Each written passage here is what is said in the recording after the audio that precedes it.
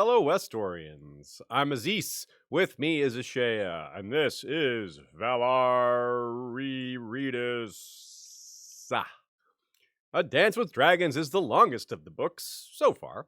It's also the darkest and least understood, thanks to being the most recent. It's the culmination, also so far, of George's style, honed over the course of the prior books and the rest of his career.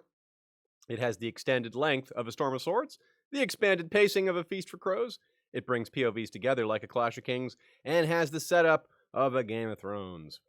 If you're watching live, you can feel free to ask live questions. You can also send questions and comments ahead of time by joining us on one of our social media outlets. This is a group effort. Join the discussion on Facebook, Flick, Discord, or Slack.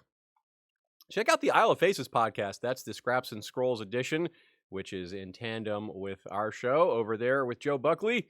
Isle of Faces, it's called, and every week his chapters line up with ours, and his work pops up in Valar Rereadis. Same goes for Nina Friel, but instead of a podcast called Scraps and Scrolls or Isle of Faces, you can go check her out on goodqueenally.tumblr.com. That's Alley with one L. You can also join us on Patreon if you'd like to support us financially. Keep the long night a little less long and a little less nightly. That's patreon.com/History of Westeros, or you can just go to our website, historyofwesteros.com, and there's links to that and lots of other ways to support the show or to get involved.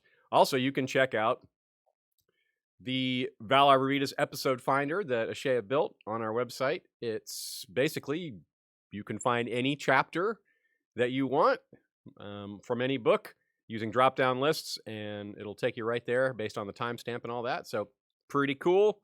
Pretty good way to review other chapters or something you think you forgot. Real easy to figure out exactly where that chapter is. 5 chapters today. This is the only time we're going to do 5 chapters in A Dance with Dragons. It's kind of unusual in that there were 5 chapters here in a row that are all below average length. Of course, as we well know, length does not necessarily apply to how much there is to say about it. For one of the most distinct examples is battles tend to have a lot of words, but not as much of it needs analysis, especially not on a reread, because a lot of that stuff is among the most straightforward. Not straightforward, but among the most straightforward. So, now that said, there are, of course, no battles today, since these are shorter chapters.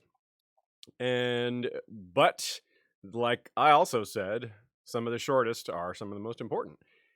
In particular, this first one, Daenerys 2, this is the Quaithe, aka Escalating Ethical Entanglements. That's a big one. Then we have Reek 1, Welcome to the Dreadfort, aka the gang re-meets Theon. Bran 2, Old Nan's Tales Come Alive, aka the gang meets Bloodraven.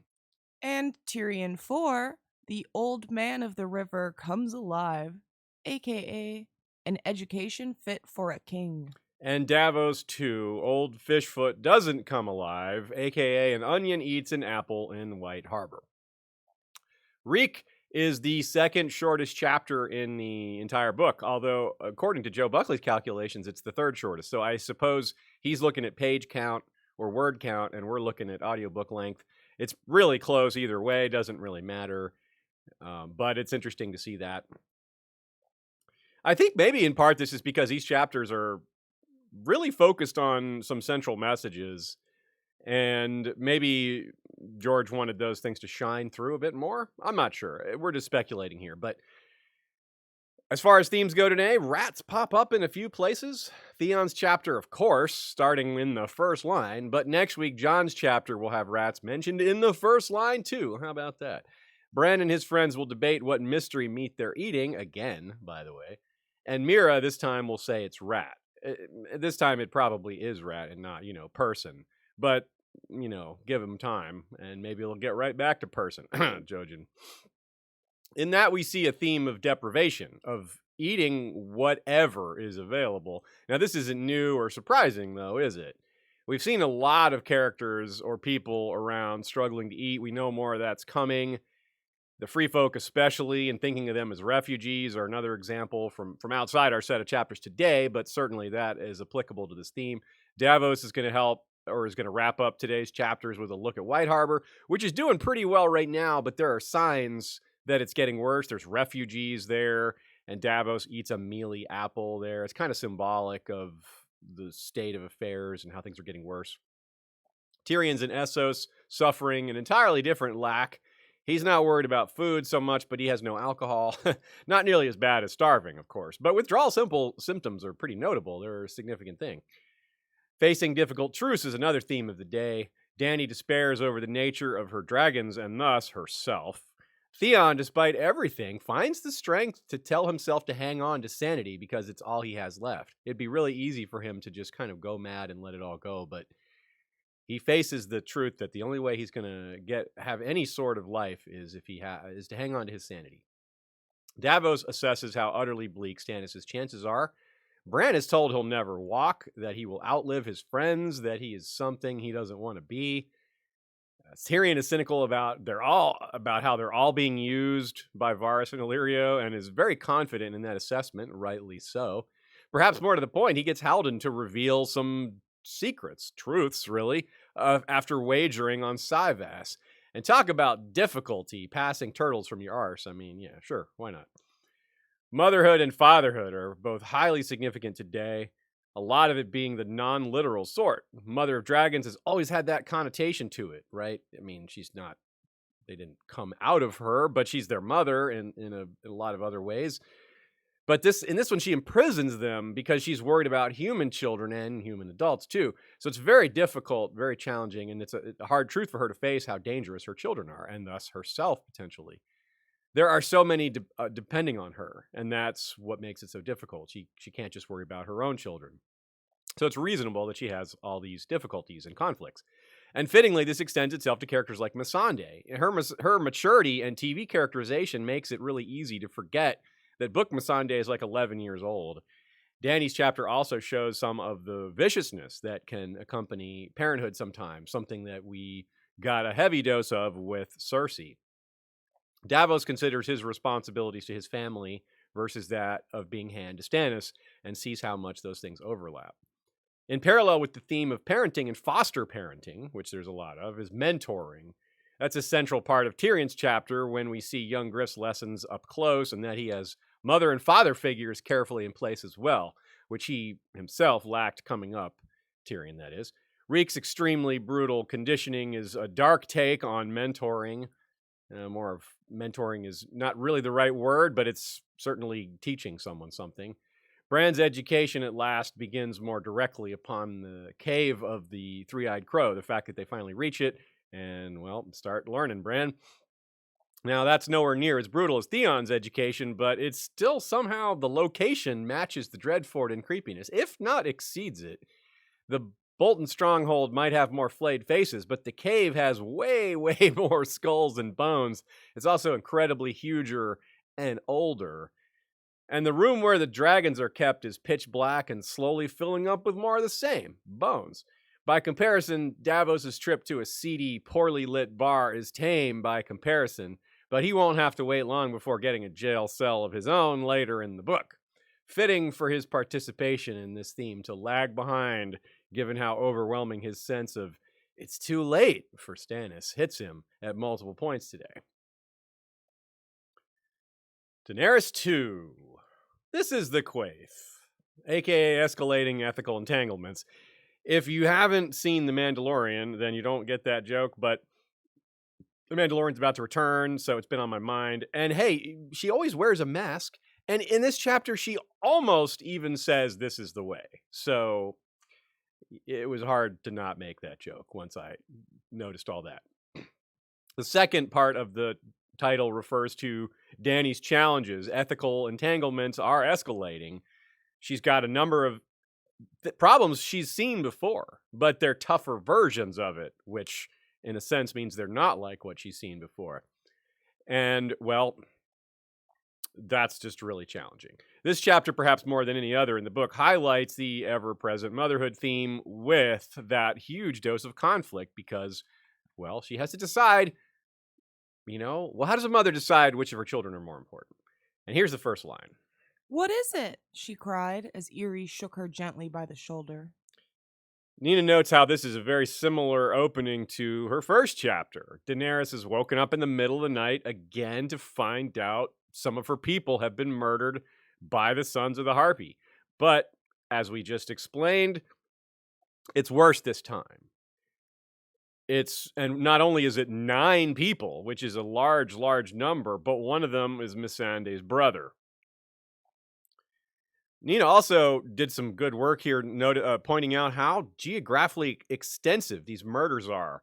In this one night, the Sons of the Harpies agents are in Mazdan's maze along the river wall, and at 3 different freedmen's homes, and at some point at this wine cellar shop, either with his collusion or forcing him to collude, we're not sure. There is a level of planning and direction here that is very sophisticated. They're not just random attacks. These aren't just independent terror cells or something like that. They're operating somewhat in concert, and they know schedules of when the Unsullied are going to be where, when guards change shifts, things like that. So this is very serious. I'm not sure how clear this was to everybody on first read or even on second read, just how coordinated and organized the Sons of the Harpy are. And that's part of why Dany doesn't just get upset, but she gets a little bit afraid. Not the way she shows fear is not to be, oh, I'm scared, but to get angry. Dany's fear is often manifested as anger. So does her sadness also manifest as anger. That's pretty normal for human beings. It might seem more normal for someone to cry or break down, but it's entirely normal for people to react to this kind of stimulus with anger. And that's pretty typical for Dany. Dany doesn't really cry that much. Not that there's anything wrong with that, just explaining how it works for Dany. And of course, that's a real big deal here because, well, for one thing, she sees how bleak it is and how hard it's going to be to deal with this. For another thing, she really can't afford to lose the Unsullied. They're irreplaceable. She doesn't want to replace them because the way they're made is, she can't stand by that. She can't allow more Unsullied to be made. That's not okay. The ones who already exist, well, they're human beings. They have a right to live no matter what they've been through. But she definitely doesn't want more getting made. And it's even worse than that because the slavers, just as they operate when they're in power, don't really have any concern for other people. They'll use other Myronese as bait. They'll throw them under the bus in terms of letting them get blamed for things they did. They do not care. It's all about them getting their power back because they know that the Myronese people are quite used to their brand of evil and are quite accustomed to bowing under that yoke. Dany is a whole different problem for them, and they're a whole different problem for her. But she has several disadvantages. 1, it's their home territory. 2, she can't focus on them alone. She's dealing with so many problems besides just this one, while they can focus entirely on her and just getting rid of her. And I love this quote here. It really does a wonderful job of wrapping up all these problems and tying them to her personal sense of duty and everything like that. Somewhere beneath those roofs, the Sons of the Harpy were gathered, plotting ways to kill her and all those who loved her and put her children back in chains. Somewhere down there, a hungry child was crying for milk. Somewhere, an old woman lay dying. Somewhere, a man and a maid embraced and fumbled at each other's clothes with eager hands. But up here, there was only the sheen of moonlight on pyramids and pits, with no hint what lay beneath. Up here, there was only her, alone. Yeah, I mean, this is heavy, right? That is really powerful. Dany's thinking about so many things at once. She's taking on a lot of burdens. She's obviously a little bit thinking about herself, but mostly this is unselfish, almost entirely. But it does relate to her. She is lonely. And that's sad, right? It's an endless list of problems trying to reform a society that's just so utterly broken and has been so for so very long, amidst an entire region that behaves the same way. So if you're wondering, say, for example, what Dany sees in Daria, well, there's a lot of reasons. But don't underestimate this feeling of loneliness as part of it. She needs to find love where she can, even if it's problematic.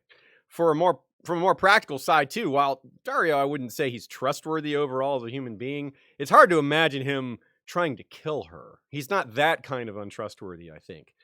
And the fact that he's not connected to the local culture, the fact that he's from Tyrosh, that he's a sellsword, is actually kind of a good thing, because he's not going to have any of these ideological loyalties to any of the locals or anything like that. So the only thing that could possibly sway him is, more wealth, because that's what sellswords are into. But Dario clearly isn't only about money. He genuinely likes Dany. And as Nina writes, this loneliness extends to just dreaming of a simple life. Her life is extremely complicated at an extremely young age. It's no wonder she just imagines being with Dario or in the house with the red door. I mean, just getting away from that, all this complex pain and difficulty, all these challenges, just to relax and have some time to just be a person. And she's not dreaming of queenship or wealth or riches. Those things pretty much never enter her head. She does think about justice, and she is wrapped up in revenge because, well, she hasn't fully learned to distinguish the two. And that's a little part of her youth, because obviously I'm referring to her quest to regain the throne, which is, as we talked about very early on in Game of Thrones, that seems, at this point, that's more about revenge than justice. There is justice to that cause, but anyway, we've spoken to that already. We don't need to get back to it. But you can see how she's also trying to look at other methods of dealing. And one we've seen from the Lannister siblings, minus Jaime, he doesn't really have a drinking issue. But Cersei and Tyrion certainly do. And Dany doesn't, but she starts to think about it a little bit. She's like, I could drown this dream out. I want to have a drink to forget. I'm not worried about her getting out of control with that. But it's a sign of where she's at mentally and how much she's dealing with, that she's looking for ways to de-stress that are, if she were to do them regularly, would be bad habits or worse. Speaking of bad habits, slavery is just so embedded in the lifestyle in Slaver's Bay that a lot of people who are not slaves, who are against slavery, still speak to it. It's so ingrained, like Eerie calling Missandei slave and things like that, meaning, instead of servant or things like that. It's just so ingrained, and they've been slaves all their lives. Like these pit fighters, they don't really have another way to live. Freedom to them doesn't have the same meaning that it would have to a person who was born and has it taken away. When you're born into slavery, which a lot of these people are, yes, a lot of them are captured and forced into slavery, like Missandei was. But even she was extremely young. Like, she has been a slave far longer than she ever was just living a regular person on Nath. And that is really hard to reckon with. It's one of the reasons she stays with Dany is because she never got to know her home very well. But another one is that she's feels safer with Dany. That's probably more important. But think about the conditioning a lot of these people have gone through and compare that to Reek. Ultra brutal methods are used. It's this very similar theme. I mean, compare the making of an Unsullied to the making of Reek. Obviously, the Unsullied are incredible soldiers, while Reek is anything but. But obedience, in terms of like pure obedience, doing what they're told and having a new identity, a name that isn't theirs, being made into a eunuch, obviously, is something they have in common. So there's a lot in common there, even though there's also a lot that's different. The point being the brutality of this forced obedience. That's where a lot of that overlaps. And in terms of Dany dealing with the slavers, or dealing with the Sons of the Harpy, occupation, it's a difficult thing. You're dealing with population that a lot of them don't want you there, and a lot of them have been taught to think that you are a bad influence, even though they're wrong because they've lived under slavery for so long. She and her Unsullied will never know the places where you can be ambushed by crossbows or falling stones. They're just not going to learn the city the way the locals know it. And that gives them all these advantages for making these attacks. And Dany realizes that. She's like, okay, well, then I just can't do this. I have to pull my soldiers out. I can't have my Unsullied killed like this. I have to let the Myronese police the Myronese. And you can see how this is following a lot of real world beats here. She uses her own soldiers for policing and keeping the peace. Doesn't work very well because they're not designed for that, just like real world soldiers aren't designed for that. That's not what their training teaches them to do. It's even more so here in this case. So she removes her soldiers from the situation, and pretty soon we're going to have brazen beasts, a police force, a masked, faceless police force. Is that good? No. It's better than this, I guess, but it's not good. And you see where you have such horrible problems, such deeply ingrained societal problems, that to fix them creates new problems. And that's all these levels of problem solving you have to go through. And Dany's realizing it's just that much level of effort it's going to take to solve the situation. It's going to be generations. One of the issues she talks to with Zaro next chapter is how the olive trees have been destroyed, and it's going to take 30 years before a lot of the olive trees are productive again. This is symbolic of how much effort it will take to make Meereen and all of Slaver's Bay like a decent place. It's like bringing in an invasive species to destroy another, right? Like that causes all sorts of problems. It's better than having a problem get worse. For example, Ashay and I once went to watch a short film on kudzu, and kudzu is not native to the United States, but it was brought in to help with a variety of issues. One of the main one being erosion. Kudzu planted on shorelines can prevent erosion. So that's a good thing. Erosion's really bad, but kudzu grows like crazy, and it's just all over the place, and it's caused some other issues. So better to have kudzu than to have erosion, but it's still a big problem. And that's kind of what's happened here. Better to get rid of slavery than just about anything else. But in the process, there are going to be other issues, and those have to be dealt with too. As I was saying, anger is a big part of Dany's identity, and she equates that with her dragonness. It's, as Joe writes, it's a bit of a catch-22. She clearly cannot let these kinds of actions go unpunished. She clearly cannot just be like, oh, well, they killed another 9 of my people. Well, I'm not going to fight back. She has to fight back. I mean, that's the whole point of her being there, is to protect these people from being re-enslaved. She's the mother of dragons. She's Mysa. She's the mother to them in a sense of being their rescuer. I mean, but then turning around and we see her do one of the worst things we ever see her do. Sanction the torture of a girl or two in order to extract information. And she does this in anger. Not that that's an excuse, but it's notable. And I feel that she's going to regret it, though she doesn't regret it right away, not in this book. But she continues to regret what happened to Hosea. So there is no good answer here. There's nothing she can do that isn't going to lead to suffering. It's all about what causes less suffering. It doesn't make it okay that she ordered the torture of a young girl, but she is doing it to try to prevent other suffering. She does this in anger. It's a mistake. There's definitely better ways to do this. But obviously, I don't condemn her entire arc because of one thing, even one really horrible thing. Now, we can draw up some Cersei comparisons. They're both queens.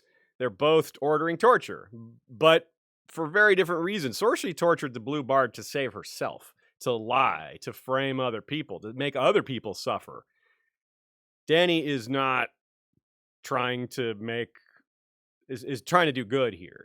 This action is not good, but the intent is to save thousands and thousands of lives, perhaps more.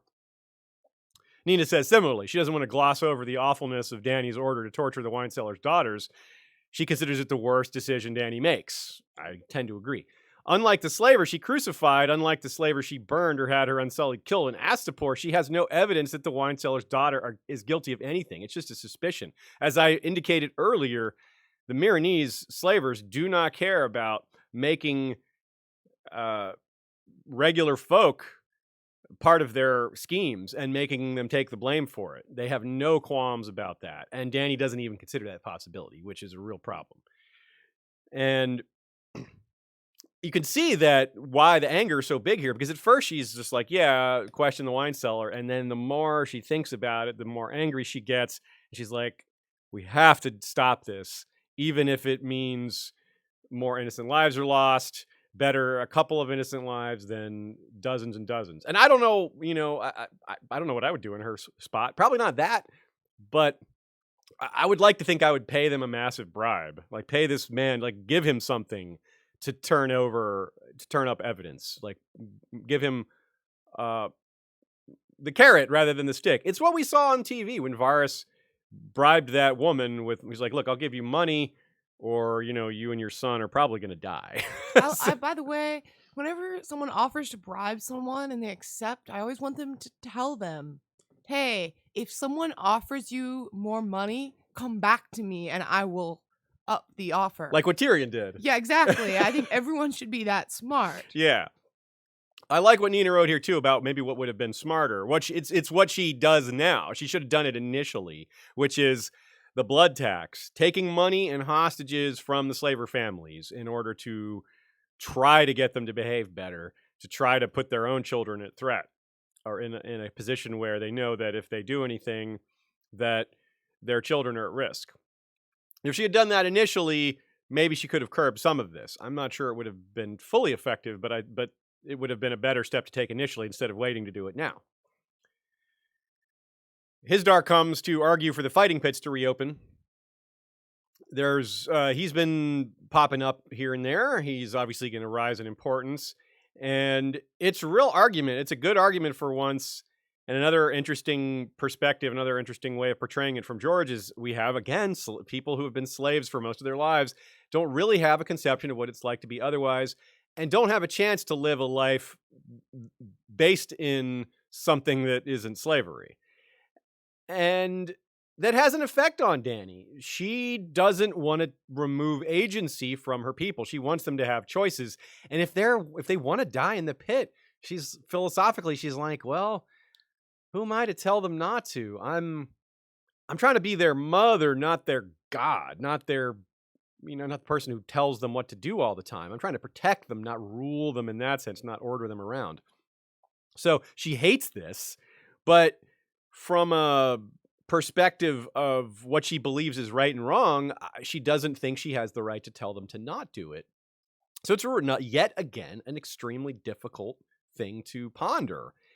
But again, slavery is very much imbued in this whole industry. Even though supposedly we can have fighting pits without slavery, it's really quite ingrained. It's really quite built in. I mean, for example, when the spotted cat complains about having been sold for 300,000 honors and getting none of it, well, how would he imagine that money? Where would that money be going or coming from if he was a free man? No one would have been buying or selling anyone. So it's not, what cut would he have gotten? He gets a cut of the gate of going into the fighting in front of a crowd.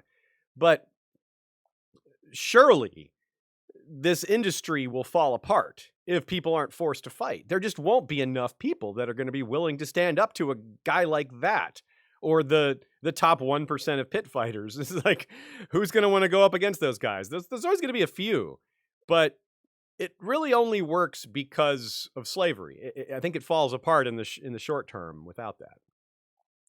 Now, Missandei, let's take another look at Missandei. She lost her old life and because of slavers, and doesn't think she could ever go back to that. But she knows the door is still open. She stays with Dany in part because she knows that if she ever changes her mind, Dany will let her go. She's not trapped there. And Dany will help her get to Nath if she wants to go there. She's like, okay, I've changed my mind. I do want to go back home after all. Like, say she says that in a year or two. Well, Dany will be disappointed, but she'll be like, okay, well, here's some money. I'll send a ship, do all that. So Joe compares her loyalty, Missandei's loyalty, to what Stannis is getting from Davos. I like that comparison a lot. Of course, it's just getting going. Missandei and Dany are just getting to know each other here. But in Davos's chapter that we're covering later today, he's going to be conflicted over Stannis' outlook and be like, yeah, things look pretty bleak for Stannis. Maybe I should just go back to my family. And, well, it's not that simple.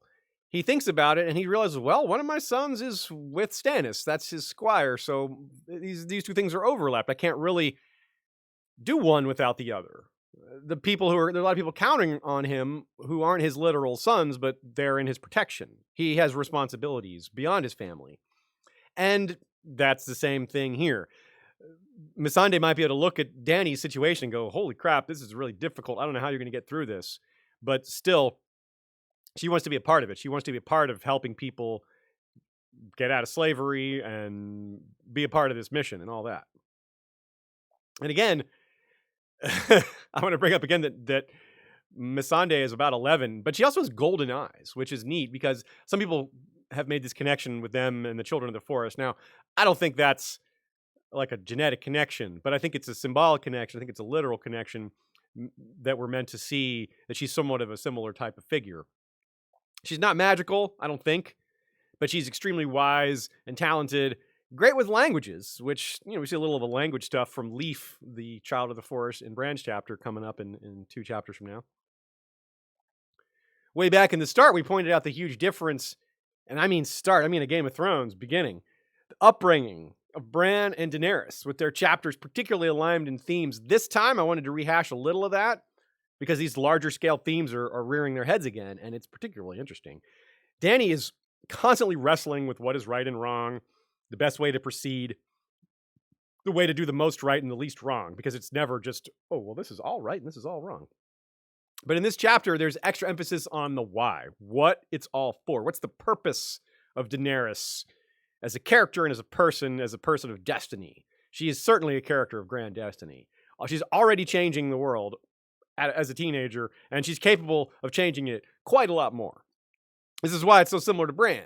In his chapter, the Child of the Forest and Bloodraven will refer to him as a child of destiny as well, effectively. Quaithe, playing a similar role here, who is a mysterious figure giving guidance while insisting there's a bigger purpose. Like, don't get caught up in this other stuff. Keep your eye on the prize. Look at what matters most. And all while reminding this Dany or whoever else, whether it's Bran or even Stannis, that there's limited time. And hey, she doesn't have a red wooden mask, kind of like werewood leaves, maybe a little bit like that. Melisandre's red, maybe a little bit like that. So here is Quaithe coming to talk to Dany. Are you here? No. Hear me, Daenerys Targaryen. The glass candles are burning. Soon comes the pale mare, and after her the others, Kraken and Dark Flame, Lion and Griffin, the Sun's Son and the Mummer's Dragon. Trust none of them. Remember the Undying. Beware the perfumed Seneschal. Resnack? Why should I fear him? Dany rose from the pool. Water trickled down her legs, and goose flesh covered her arms in the cool night air. If you have some warning for me, speak plainly. What do you want of me, Quaithe? Moonlight shone in the woman's eyes. To show you the way. Well, this is the way? Yes. And perhaps to keep her on track, right? The track is not clear. It's a lot clearer to readers than it is to her, but it's not clear to readers. I mean, destroy the others? Is that her ultimate goal or purpose? I guess. But maybe there's more to it than that. It's not quite that simple. I'm not sure. The warnings, though, are very straightforward, I think, or at least somewhat straightforward, even though to Dany they're not. And I think that's important, to not get too wrapped up in them. Don't make them too complicated. Dany doesn't even get them. I don't think the readers are meant to look at the third level interpretation here, like, oh, what he really means is. No, just Pale Mare refers to the pandemic. It's called the Pale Mare. I mean, that's not complicated at all. Astapori refugees fleeing to Marine are going to show up soon. It's going to be really bad. The Kraken and Dark Flame. Okay, I understand why this one's confusing, because Dark Flame really sounds like it should be Blackfire. We've talked a lot about Blackfire, and here you have Dark Flame. But Makoro is almost certainly who is being referred to here. Not only is it paired with Kraken, and Victarion and Makoro are together, but the Ironborn start calling Makoro Black Flame, which is basically Dark Flame. Not only that, but mentioned separately are Lion and Griffin and Mummer's Dragon, which that covers Aegon and Jon Connington and Tyrion as well. Son's son is quite clearly Quentin Martell, but trust none of them. That's really interesting. That's where I think some of this maybe gets lost. Tyrion and Jon Connington are really about revenge at this point. That's mostly what their goals are. Aegon the Sixth and Quentin Martell, they want the throne. Quentin doesn't want the throne directly, but his family does. I mean, that's kind of his goal, even though it's through his father. The Perfumed Seneschal is probably Varys. Yes, there's some red herrings for that, or some alternate interpretations. The Salisori Corrin means the ship that Tyrion and Makoro will be on is the Stinky Steward. But Varys is probably the guy that is being referred to here. He's the one that planned on her dying on the Dothraki Sea, made her brother into bait, and really is focused on his chosen candidate, the one he's been grooming since he was a child. The child, Aegon, not Varys himself, the child. And so basically everyone has something they want from Daenerys. Some of these are reasonable goals. Some of them are somewhat just, but they're not the most important goal. They're not the goal. They're not stopping the others. And in here we get to see why Quaithe is like a version of Melisandre and how there's so much in common between the two of them. Of course, Shadowbinder from Asshai, that's straightforward. But seeing her as salvation of the world, seeing her as the chosen one to save humanity, that's what Melisandre sees Stannis as. And we are 99.9% sure she's wrong about that. So it's just a matter of Melisandre eventually kind of realizing, what Daenerys is, or realizing what Quaithe has already realized. This is a very apt comparison because Quaithe is also saying similar things to Melisandre in that, just who cares about the wildlings? Who cares about this? Who cares about that? None of it matters because the long night is coming. Basically, what's the point of freeing the slaves and killing off the evil slavers if the entire world is going to be engulfed in darkness and all those people are going to die anyway? Have you really freed anyone from slavery if they're all just going to die in 6 months to a year? It's an interesting point, philosophically speaking. It's also hard to see because it's hard to be so sure that's true. And as you can see, that's very much what's going on with Melisandre and Stannis. She's like, don't worry about the wildlings. They're a doomed people. They're, they don't matter. She doesn't say that out loud, but she thinks it. She knows how that would be received. So Marwyn, though. Marwyn isn't mentioned. That's kind of interesting. I wonder about that. Maybe it's because at this point he hadn't left yet. But hey, Varys isn't actually on his way towards her. So maybe it's because he actually has the proper focus. Maybe Marwyn is one of the few people that's going to be like, yeah, this is the thing that matters. And so Quaithe isn't worried about him. Or maybe he's just never going to make it to her. That would be kind of tragic if one of the few people that's capable of kind of helping her on the right track doesn't actually get there. And Dany is like, do I go to Westeros or do I stay here? She's not even thinking about the wall. She hasn't even heard of the others. So bringing it all back to Meereen, Reznak starts to complain about some of the decisions. They're good complaints. Reznak is right to complain. These are not the kind of complaints that I suspect are leading to some other agenda. But because she thinks he's the Perfumed Seneschal, or suspects that's who Quaithe was talking about, she starts to be a little suspicious and like, well, what's he really after?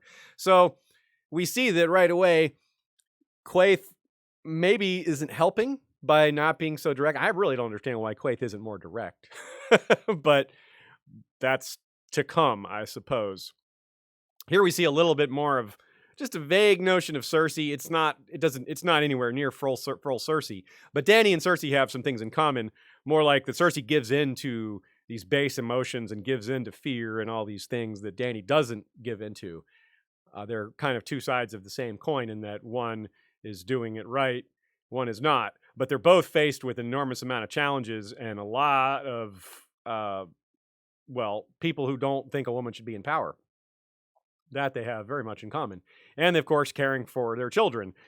But one thing that Cersei has going for her that's not good at all is that she takes almost any kind of disagreement, any sort of arguing, she sees as disobedience, as almost treason. And so that's almost happening here. It's not. Dany pulls herself back from that. She's like, she doesn't go full, I don't trust Reznac now. But it's that type of suspicion that we don't want to see. Because, well, at this point, I don't see any great reason to suspect Reznac. It's all about this just false light that, false interpretation she gets from Quaithe. One good thing, apart from Missandei going well for Dany, is Barristan. And here's an interesting quote. Talking about her father. Talking about Robert, rather. He was a good knight, but a bad king, for he had no right to the throne he sat. That was when I knew that to redeem myself I must find the true king and serve him loyally with all the strength that still remained me. My brother Viserys. Such was my intent. So that line is interesting. Find the true king and serve him loyally with all the strength that still remain me. If you're one of the people that worries that Barristan will switch sides, well, this line is perhaps evidence of that. Maybe not evidence, but a hint, because, well, if he is convinced that Dany's not the true king because Rhaegar's son is, well, then he would, by his own sense of honor, he would have to switch sides. We'll see. We just did an episode on Duskendale, and in that we referenced this description of escaping from Joffrey because it's very similar to the description of how he escaped Duskendale with Aerys. So check that out if you haven't. One thing that we're all curious about that is left out of the story, maybe for authorial reasons or because Barristan's a little embarrassed about it, or maybe a little of both, is how did Barristan get in contact with Illyrio/Varys? Presumably it's Illyrio, not as much Varys, because Barristan isn't a big fan of Varys, which is a little odd. Maybe he's not fully aware how connected Illyrio and Varys are. But that's the whole point here. We don't know this This is a part of the connection between these characters that's hidden at this point. We don't know what Barristan knows about that yet. Even though we have his chapters, it's not something he fully thinks through. He believes Varys was very bad for Dany's father. Something that we also talk about in the Duskendale episode. So it's another possibility is that Varys just alerted Illyrio about Barris. It's like, hey, look, another Westerosi exile for us to do business with. As we pointed out before, that's a major thing they're in the business of. Dealing with Westerosi exiles, importing and exporting Westerosi exiles. Jon Connington, Tyrion, Barristan, etc. Willem Darry, you know. Another good thing about Barristan that Joe points out here, last time she joked about not having a cushion, that she needed a tougher butt to be sitting there that long. And who brings her a cushion this time? Good old Barry. Good dude. Not perfect. Know what he is, but he's a good dude. And he knows what a king has to deal with, or a queen. That's true. Now, again, her anger flares a little bit when they talk about Ned Stark. And how she makes an interesting point about how what difference does it make which dog kills someone when you sick a whole pack of dogs on someone. It's an interesting point, and it relates to, oh shoot, I meant to put a note here. Someone had a great take on one of our social media platforms about how this is relevant to the Boltons, and as well as to with the free folk. So, but the problem is she needs to learn the difference here. And, well, that's something that maybe Tyrion will help her with, pointing to the attitudes of different houses. On the other hand, Tyrion might fill in the blanks with his own feelings, which tend to be maybe a little more on the hateful, vindictive side. We'll have to see on that front. But it's not good for her to perceive Ned Stark as a bad person, because that's just not true. And it would be helpful for her to have that smoothed over, especially with Jon Snow coming, because if she sees that connection point, well, let's check this quote real quick first. When the eunuch Varys told us that you were with child, Robert wanted you killed, but Lord Stark spoke against it. Rather than countenance the murder of children, he told Robert to find himself another hand. Have you forgotten Princess Rhaenys and Prince Aegon? Never. That was Lannister work, Your Grace. So he's right. I mean, for one thing, it wasn't just a pack of dogs. That's the wrong metaphor. Ned was adamant that this kids not be killed, and he was adamant later. Presumably, Dany will find this out. She just needs to soften up on it a little bit. It's too much for her to accept this so quickly. She needs time to process that.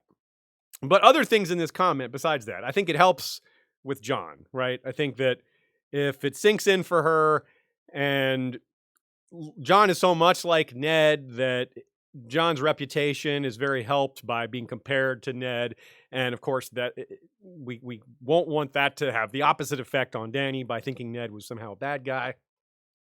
But this also poisons the well for Tyrion, right?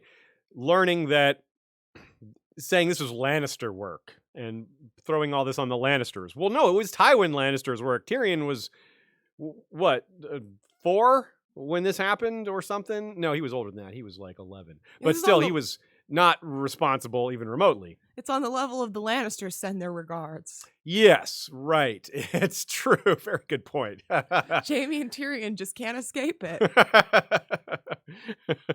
So it's also, though, a bad reflection on Varys. Look at this first line. When the eunuch Varys told us that you were with child, it does, like, how is she ever going to befriend the guy that did that? He's really going to have to do his best Varysing to explain his way away from that. So I do wonder, though, like, would she even remember what he said exactly? Maybe. Like, I mean, you have a lot of conversations in a day. I don't think I would necessarily. Well, she's going to have to at some point gather up everything she knows about Varys. And, yeah, I guess so. Maybe that'll come back to her. Maybe not. Yeah, well, that's an interesting point. Now, of course, the other thing that could be thrown off with Ned and Jon and everything is the parentage revealed, but we're getting ahead of ourselves on that. Jon is, of course, not on Quaithe's list either, so Mummer's dragon comes before the real dragon, I suppose, but Meereen and the Dothraki before either of those, it seems. So Joe writes this big reveal in the chapter that Dany's locked 2 of her dragons away is almost unimaginable. It's mind blowing. It is a bit strange to lock away your own children, given that's how she sees them. But it's also kind of understandable, given that that they are a danger to real children. She's a regular Baelor the Blessed. Oh locking my away goodness. his sisters, locking away her dragon. I didn't think of it that way. That's pretty good. There's 3 of them in both cases too. But a lot of parents do something similar to that. Yeah, or send them to boarding school or something like that. Or keep, like, they have curfews and they are grounded and have to stay home. I don't know. Yeah, of course, this is locked down in the dark with chains on. So yeah, I think CBS would come knocking. Yeah, definitely. This is definitely a I think CPS this would business be here. DPS, Dragon Protective Services. W for worm. Yeah, it covers all the subcategories. So Nina writes, much of the tension in Daenerys' A Dance with Dragons arc is the inherent conflict between her identity as mother of dragons and as mother to the slave she freed throughout Slaver's Bay. This chapter is full of that tension, and it's at odds. The two things, one is a threat to the other. And how does she deal with that? What does she do? I mean, I don't know. There is no good answer. But again, the solution is causing more problems. This is an internal struggle which is now becoming more external. She's made concrete steps to turn away from her dragonness, from her dragon identity. She's even thinking of it as negative, like, oh, am I a monster? Or I am a monster. It's admirable that she wants to protect the people from her own power, but this is partly what Quaithe is saying. She's like, this isn't really what you were built for. You weren't necessarily built to sit here and rule. You are a dragon. You need to tear things up so the world can regrow. Potentially that's what's being said. You need to till the earth so, destroy the old so the new can be born. sitting here and ruling something that's this rotten and corrupt is not the best use of your prodigious abilities. I'm not saying I agree with that. I sort of do, but I think that's the message being sent. And certainly it's what she's wrestling with. The less she is like a dragon, the less capable she'll be able of fighting some of these horrible challenges facing all of humanity. And it's another good question, though. Is this going to make it easier for the dragons to abandon her? Like, what would you do? I'm not a dragon, so I don't know how they think. But if my mom locked me up like that, I would love her a little less. I would still love her, probably, because that's how kids and motherhood works. But think about the fact that people are going to come along and try to take these dragons from her. Euron, other people. Is this going to make it easier to take them away? Are they going to be like, well, this guy won't lock me up? I just don't know how dragons think. But it's definitely worth considering. If it does happen, we might look back on her locking them up and being like, are they mad at her for that? Can they process that? Do they understand? And it's a good question when she says, would they really hurt me? She seems floored by that notion. And Barristan's like, well, I don't know. And that's part of what I'm raising here, right? Are they mad at her? Would they hurt her? And if so, is it because of this? Nina also notices that the way it's written, this is very meta. When she's thinking about how much more dangerous they'll be. Will they turn on each other?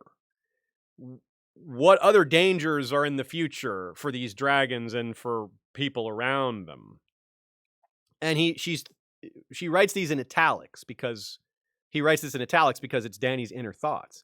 But what's not in italics is the phrase, what sort of mother lets her children rot in darkness? It's almost as if, Nina writes, the author is asking that question to us rather than Daenerys asking that to herself. I guess it's a little of both. But it's interesting that it's not in italics, meaning it's not Dany's specific thought to herself. It's almost like breaking out of the POV for a second, sort of like in Victorian's chapter and in a couple other places, like when Dany's dragons are born, when it says, and, for the first time in hundreds of years, the night was alive with the music of dragons. That's not Dany's POV anymore. That's narrator for like a split second. That happens every once in a while. George it's not breaking the fourth wall. It's breaking some wall. I don't know. It's breaking this POV wall. And he does it so subtly sometimes that you don't notice. Like that dragon one I just mentioned. I think a lot of people didn't realize that one. The Victorian one is just so outstanding that it's hard not to miss. But it might have happened here for one sentence too. And it's a very interesting one because, yeah, what sort of mother lets her children rot in darkness? It's a good question. And now whether Dany is asking herself that one or not, she definitely asks herself these other questions like, well, for how long? Will they grow too large? Will they get weak down there? Will their fires get weaker, stronger? I just really like that Dany's asking herself these questions. I love how introspective she is, how philosophical she is, how concerned she is. That's just a good quality in a person, in a character. And it really sets up how tragic it'll be if she starts to lose some of that or loses a lot of that and becomes kind of dark or something. But it would be a lot less tragic if all this time we just saw that coming, So, prepare ourselves. Nina notes that Kroz's emphatic declaration that his Dar is an honorable man is a nod to Shakespeare's Julius Caesar. In the play, right after Caesar is assassinated, Mark Antony begins a funeral oration and says, Antony reminds everyone that Caesar was ambitious and Brutus is an honorable man. And Antony's basically pointing out that everyone was trying to say Brutus was an honorable man, yet he did this, yet he's ambitious. How is it? It's sort of sarcasm. And it's not said as sarcasm here by Kraz, but it might meant to be, it should probably be taken that way. Because Hizdar is not an honorable man. I am very bad at catching Shakespeare references, so I appreciate when other people find them for me because I just don't know Shakespeare well at all, so there's no way I'm going to catch these things. But that seems like a good one. George has been long time saying that Shakespeare is in one of his is basically a top 10 influence for him. So they're in there. And that one sounds like a win or a hit. Ainsley Michael John Griffiths sends a pair with a coffee sticker and says Ashea is the best. Appreciate that, Ainsley. Much love for the support. We're having a good day here. Catherine Bassett sends a thank you sticker. We appreciate that. Thanks, Catherine. Palavan says, Barcena black hair. The prefix bar alludes to black hair in universe. I love that you caught this. If you guys ever follow me on Twitter, those of you who follow me on Twitter know that I post something called Parallel Lives. And it's just a fun little trivia thing where we compare two different characters. Often it's a historical figure with a current figure. Sometimes it's two current figures. Sometimes it's two historical. It mixes up. But I've done one on Barcena Blackhair and Robert Baratheon. They're both killed by a boar. Yeah, Bar, black hair, black of hair. Yeah, and Barristan sees it happen too, where Barristan was also over watching when Robert died. Hey, but Barristan has white hair. I wonder what color would his hair have been before? Probably still white, because it was Yeah. only, a little while before. Yeah. So that's funny. Maybe it was just a little gray hair. Barristan gray hair. So that's pretty funny. Yeah, Barcena has a lot of Baratheon vibes. So yeah, maybe I think that was a little in-joke by George there. So very good catch, Palavan. Another interesting note here is Dany thinking of herself as a monster, where we just got Cold Hands saying your monster, Bran Stark, and then Tyrion saying your little monster to Griff. So that is very telling, I think, as far as a clue to what some of these things will bring.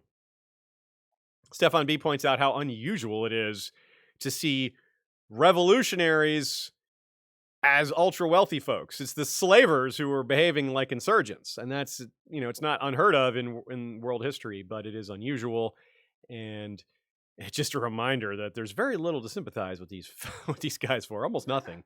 It's like they're rich people that behaving like insurgents that want to restore the worst institution in the world. Yeah. Stephanie the Peerless also points out how going down into visit the dragons, Dany and Barristan, is a little bit of setup for Quentin doing that later. We kind of get the lay of the land and get to see what this room is like, get to see the steps and the darkness. So a little familiarity with it before we go there. And now Reek 1. Welcome to the Dreadfort, a.k.a. the gang meets Theon. A return to Theon's unique POV structure. Certainly no one else has had such a large gap between chapters. Joe says it's 127 chapters since his last one. He's not the first to have his POV name change. That honor goes to Sansa, who narrowly beat out Arya. Older sister gets there first. Theon will be the first to change back to his original name in POV. He's a little bit like Tyrion, whom we talked at the beginning of the book was Yallo and Hugor Hill, but he's going to reemerge as a Lannister with his words, or one of the familiar Lannister sayings as he becomes Tyrion again. And we're going to have 3 chapters as Reek. Then he's going to be the Prince of Winterfell, then the Turncloak, then a Ghost in Winterfell. Then his last chapter of the book, he's going to be Theon 1. And that's pretty cool. Like how George did that. And he's going to show up in his sister's chapter also, which is after Theon 1, and it's going to be the last line of that chapter, and he's going to say, "My name is Theon. You have to know your name." So that is also, for sure, a little bookending, beginning and ending of the book, along with Tyrion. Of course, we also have a TWOW pre-release chapter of his on the horizon, and you know what they say. A journey of 1,000 leagues starts with a single bite of a rat. Quote. The rat squealed as he bit into it, squirming wildly in his hands, frantic to escape. Yum. Yeah. I had a lot of trouble finishing up the writing for this chapter because every time I read it, I just got distracted and ran to the fridge for another rat sickle. Rat sickles. I suppose when you want to set a certain vibe for a POV chapter, there are a few ways more effective. There are a few ways more...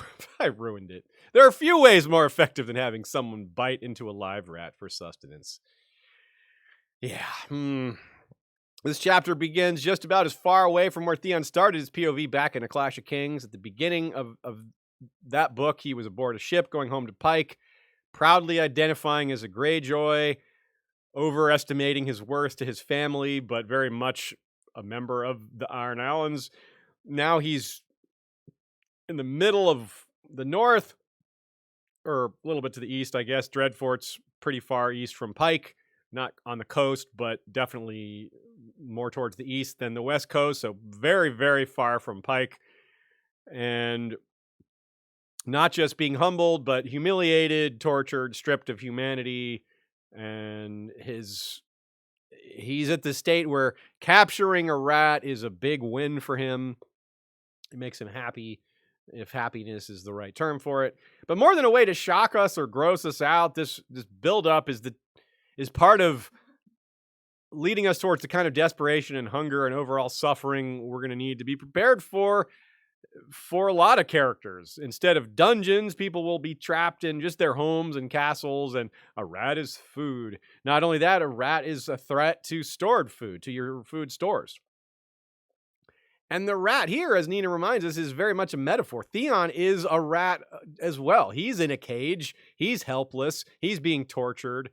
And he has to eat whatever he can get his hands on, which is what these rats are doing. And in this case, and the rats are eating him, just like he's eating them. So it's very, very much this gross poignancy here.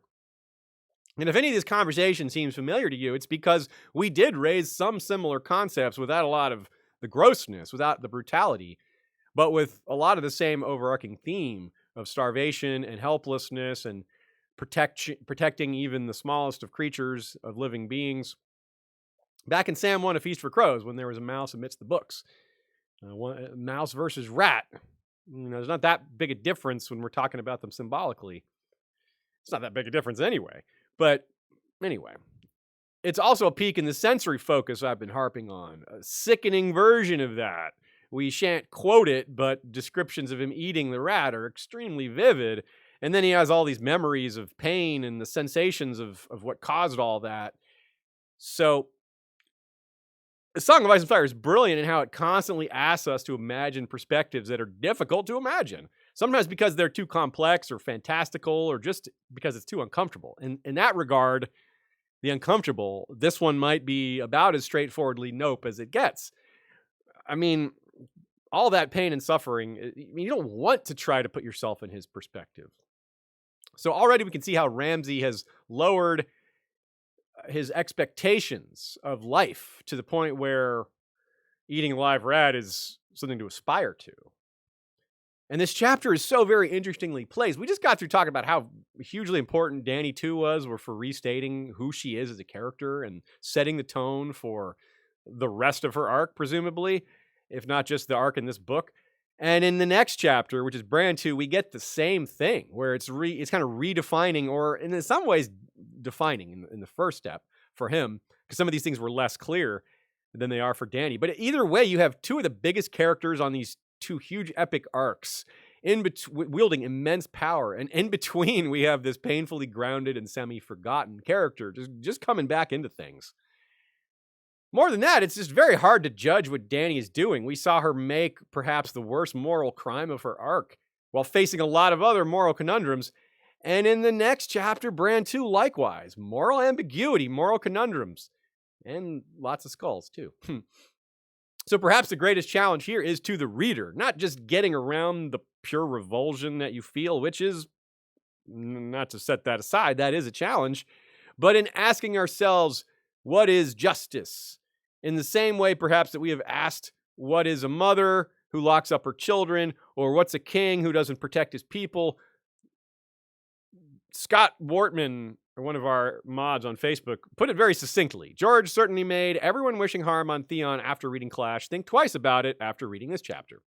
Yeah, like how much harm did you wish on Theon for what he did? I wished harm on him, and when I first read it, in the back of my head, subconsciously, like, this guy deserves to have justice. I didn't imagine specifically what that was, but I knew in the back of my head it involved pain, because this is Westeros after all. Yeah, but I mean, I doubt you were like, I want him tortured. You were probably just like, yeah, he should die. Yeah, you're right.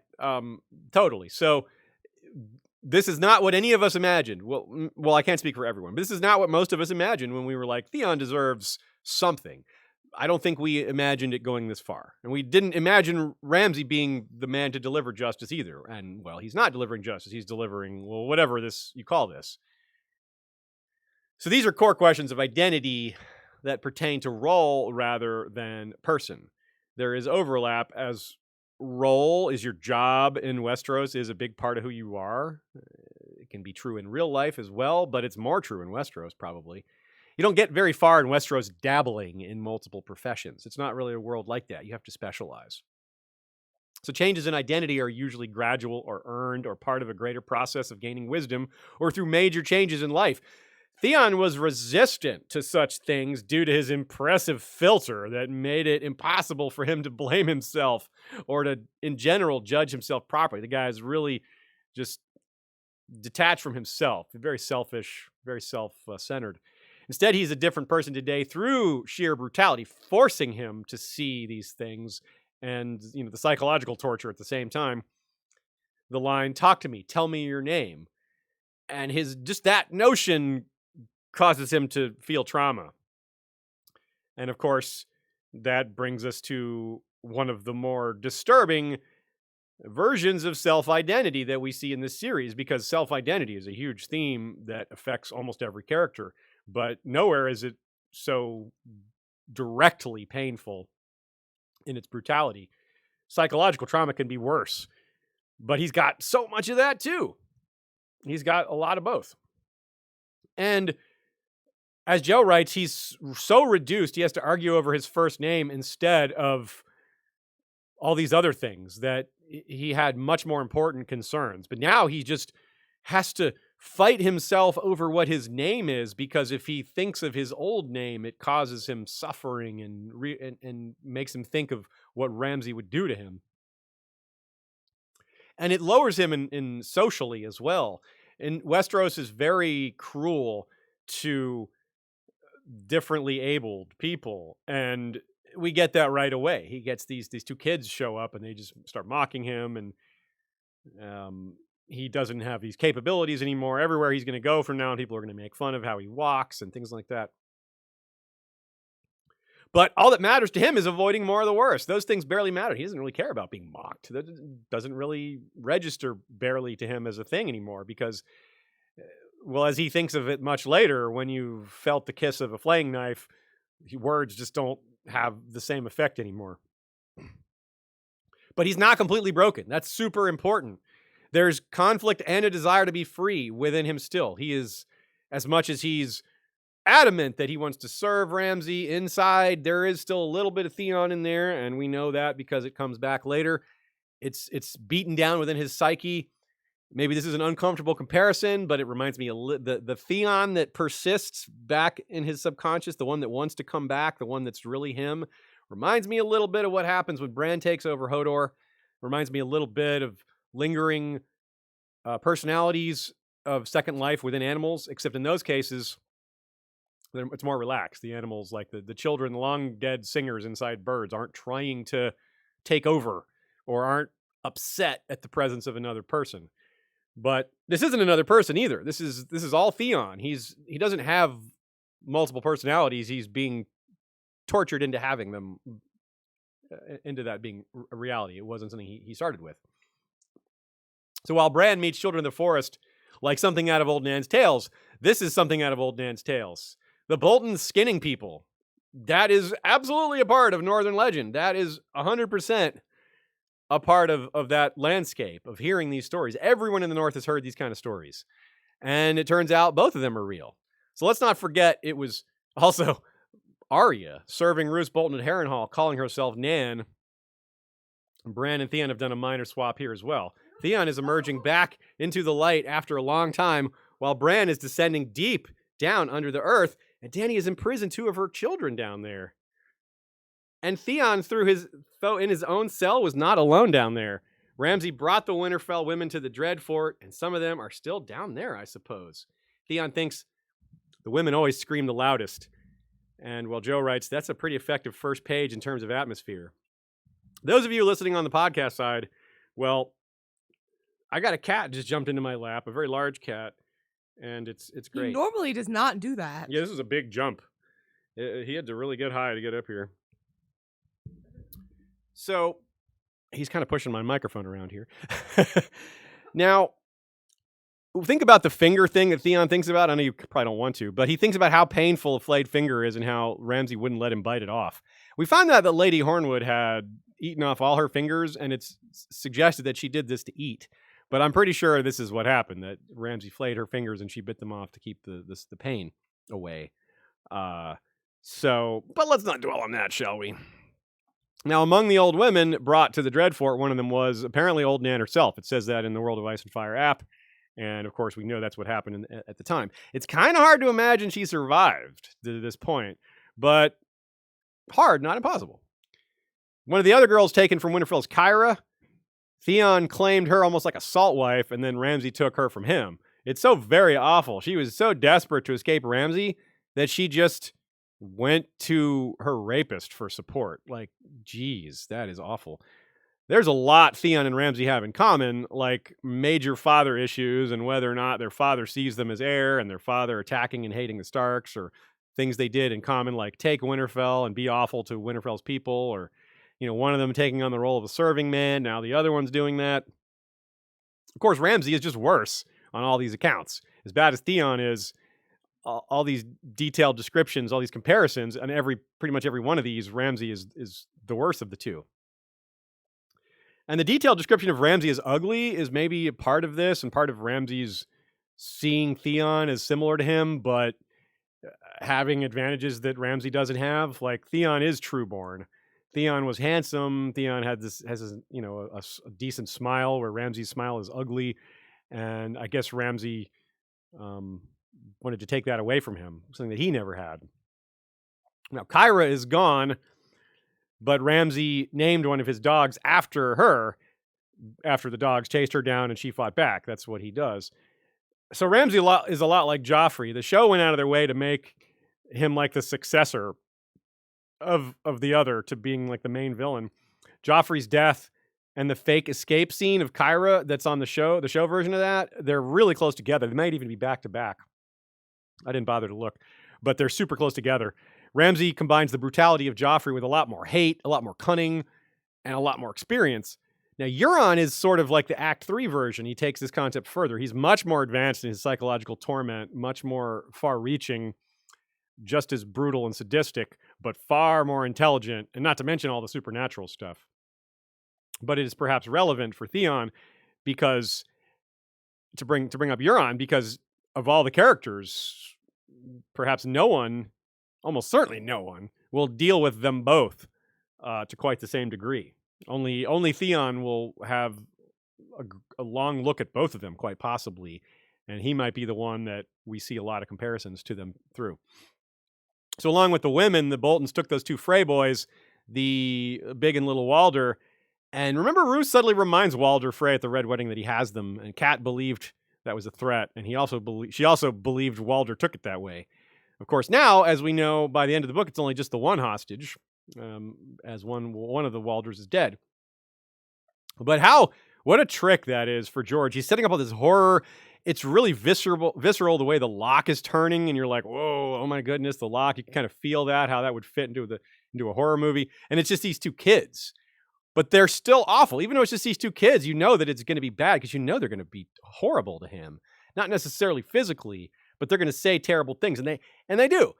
They laugh at him eating a rat. And the fact that a child finds that funny is disturbing too. It's a really interesting, darkly clever way to make this scene even more disturbing, is to have like kids laughing at this awful thing that's been done to Theon, like awful, brutal torture, and children are laughing at it. Like, something very unsettling about that. And we learn that Ramsay is a Bolton now, for sure, and that he's living that way. He's living it up. He doesn't want to be called anything else. Joe points out, because Joe is very cognizant of the castles, how creepy the Dreadfort is. Of course, you don't have to be super cognizant of the castles to have taken notice of that. But this little note I like. Joe points out the Merlons is like a line of little black teeth. And he says that everything about this place is predatory. It's a great take. Yeah, and I think that's why it was built. It was built that way, probably initially as a symbol of oppression, to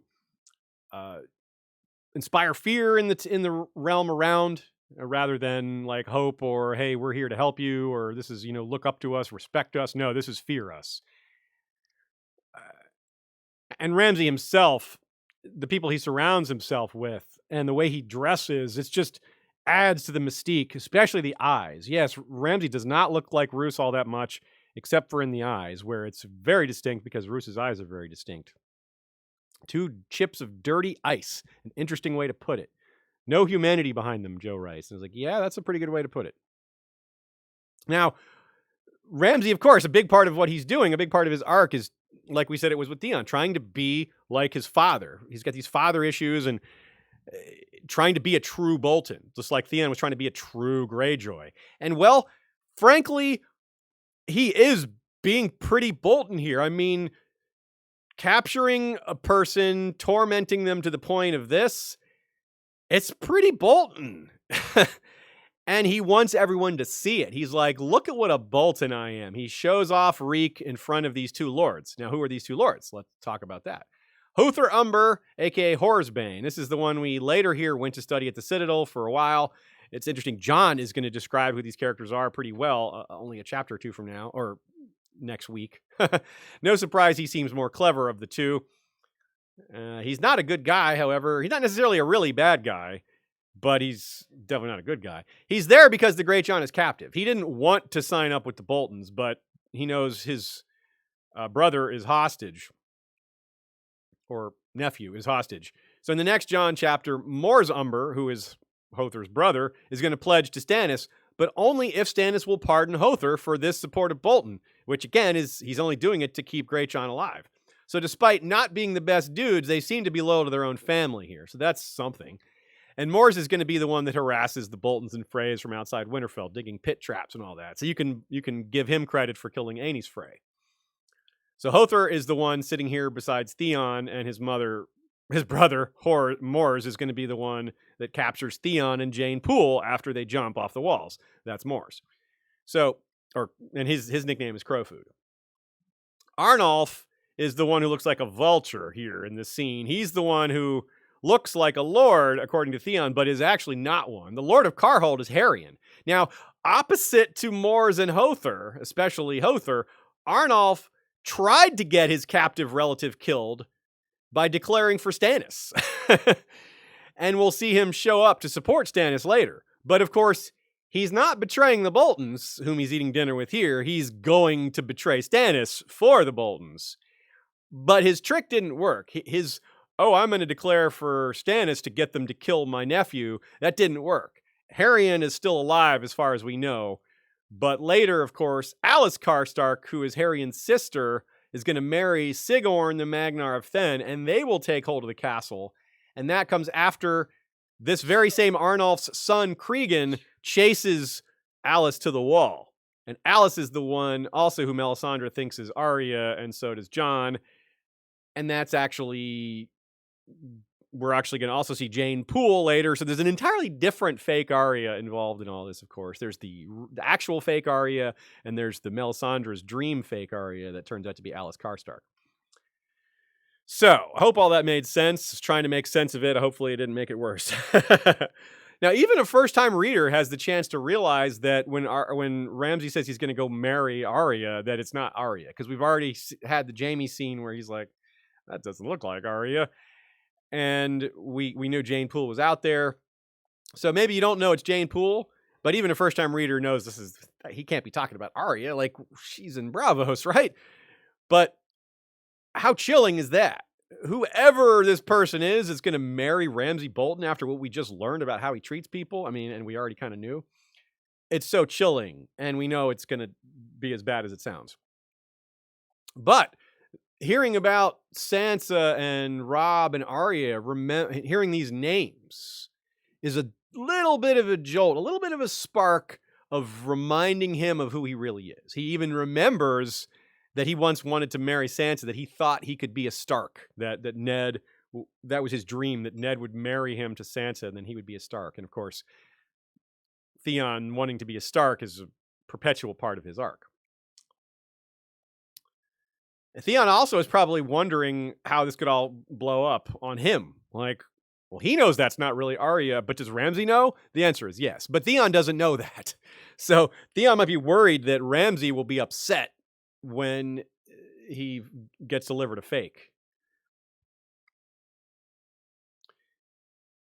Nina writes how this chapter reads a little differently in the quote post-Forsaken world, given the similarities to what happens to Aeron in terms of his getting tortured and strung up in the bowels of silence, which is not dissimilar. There is rats swimming around in the water down there too. I mean, one of the differences being Aeron is fully chained to the wall, can't even he couldn't even catch a rat if he wanted to. So arguably that's even worse for him. But it is meant to be similar, I think, in a really dark parallel. Amy Blackfire Super Chat says, what do you think George is doing with this broken imagery? Bran, Theon, etc. That's a good question. Maybe more than we can cover today. And I see you right here. Archmaester Emma has good essays on this. Yeah, Archmaester Emma is a great contributor to the fandom. Check her out. That is, I think a lot of it is that there's a lot of things to be said for the humanity and the ways people adapt to losing part of their physical abilities, losing a leg or an arm or something psychological. It's very human to have to adapt and learn to live with these circumstances. And a lot of times it becomes a strength. It's very common in the real world for us to hear about, say, someone goes blind and their hearing, their earrings become beautiful. No, their hearing becomes more powerful. Partly because they rely on it more. It's not magical. It's just you use your hearing. You think about it more often. If you're going to use your ears more often, you're going to get more sensitive ears. And of course, so we learn what more we're capable of. Yes, what happens when you lose your legs is you can't walk, but your brain potentially grows stronger because you rely on it more. So I think it shows us a lot of what we're capable of that we don't even realize, that we only realize when we lose something. And maybe it's a reason for us all to, if I want to look at it in a positive way, then we say we all have a lot more power than we think we do. We all have a lot more strength. We all have a lot more within us. It shouldn't take trauma to bring that out of us or something awful to bring that out of us. We have that potential within us right now. We don't need to face something awful to bring that out. I think that's one of many interpretations. I don't think that's nearly the be-all end of it. That's just kind of what came to mind when you asked. Amy, thanks for the question. I'll have to give it more thought and check out Archmaester Emma's essays on it as well. N. Kirk Evans says it could be part of George R. R. Martin's deconstruction of the fantasy genre. The heroes are generally physically powerful / beautiful in the genre. Great take. Yeah, see, perfect example of another way to look at it that I think is a bullseye. I mean, that's a really good take. Absolutely. Like, it's also a thing that quite often the most beautiful people become unbeautiful, either through their actions or through disfigurement. Loras is a good example. Cersei. Yeah, Cersei is still physically beautiful, but she's just become such an awful person, seeing inside her head. She is beautiful, but she's concerned about her gaining weight. True, her loss of her hair. There's different things there. Good point, yeah. Karen Sita sends a super chat, says, everyone, a like for the cat with a heart. Yes, thank you. Jake, he's now just sacked out on the ground here, laying on the power strip. Jake, can get off the power strip. Oh, well. Yeah, watch out. If the power goes out, y'all, you know why. If all of a sudden everything shuts off, blame the cat of black and white. I noticed a little bit of parallel language here when we get Asha's chapter. Asha Greyjoy was seated in Galbart Glover's long hall, drinking Galbart Glover's wine when Galbart Glover's maester brought the letter to her. A little bit similar language here. At the high table, the bastard of Bolton sat in his Lord Father's seat, drinking from his father's cup. The maester's not there because he's with Roose. Archmaester Rennie informs us that the official A Song of Ice and Fire cookbook, Feast of Ice and Fire, I guess it's called, does not have this rat recipe. Very disappointing. What? Jaken's really upset. Yeah, seriously, that is messed up. Tree Girl wants to know, or maybe we shouldn't know, what is the furniture in the Dreadfort made of? What is the upholstery? Like, yeah, maybe we don't want to know. Lady Ardross also points at the opening of the lock, in addition to Nina's catch that the torture of Aeron is so similar to the torture of Theon. The turning of the lock really reminds us of the rusted hinge now in retrospect, that's a great catch. Yes, the sound of by itself, it's nothing. It's just a squeaky hinge, but what it implies. And that's so amazing that such a simple thing can imply so much. All right. Bran 2, Old Nan's Tales Come Alive, aka The Gang Meets Bloodraven. Those stories were meant to scare. Old Nan's Tales, and it turns out they really are scary. Really. They're not just stories, right? Attacked by the undead, saved by the undead, and saved by the thought to be extinct, and about to be mentored by the should be dead.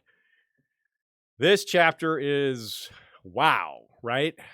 It's too bad there's only 3 Bran chapters in this whole book.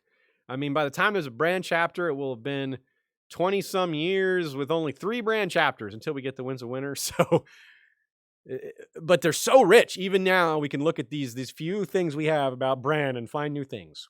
And this first line. I was just going to say, in retrospect, when you put it into those terms, it doesn't seem so ludicrous for HBO to cut him out a little bit. Yeah, it's true. And then in his next chapter, a lot of time passes. George continuously shows us the moon and how much it's changed. Yeah, it just feels weirder on screen than it does in a book. But still, when you put it, that's quite striking when you put it into those terms. Yeah.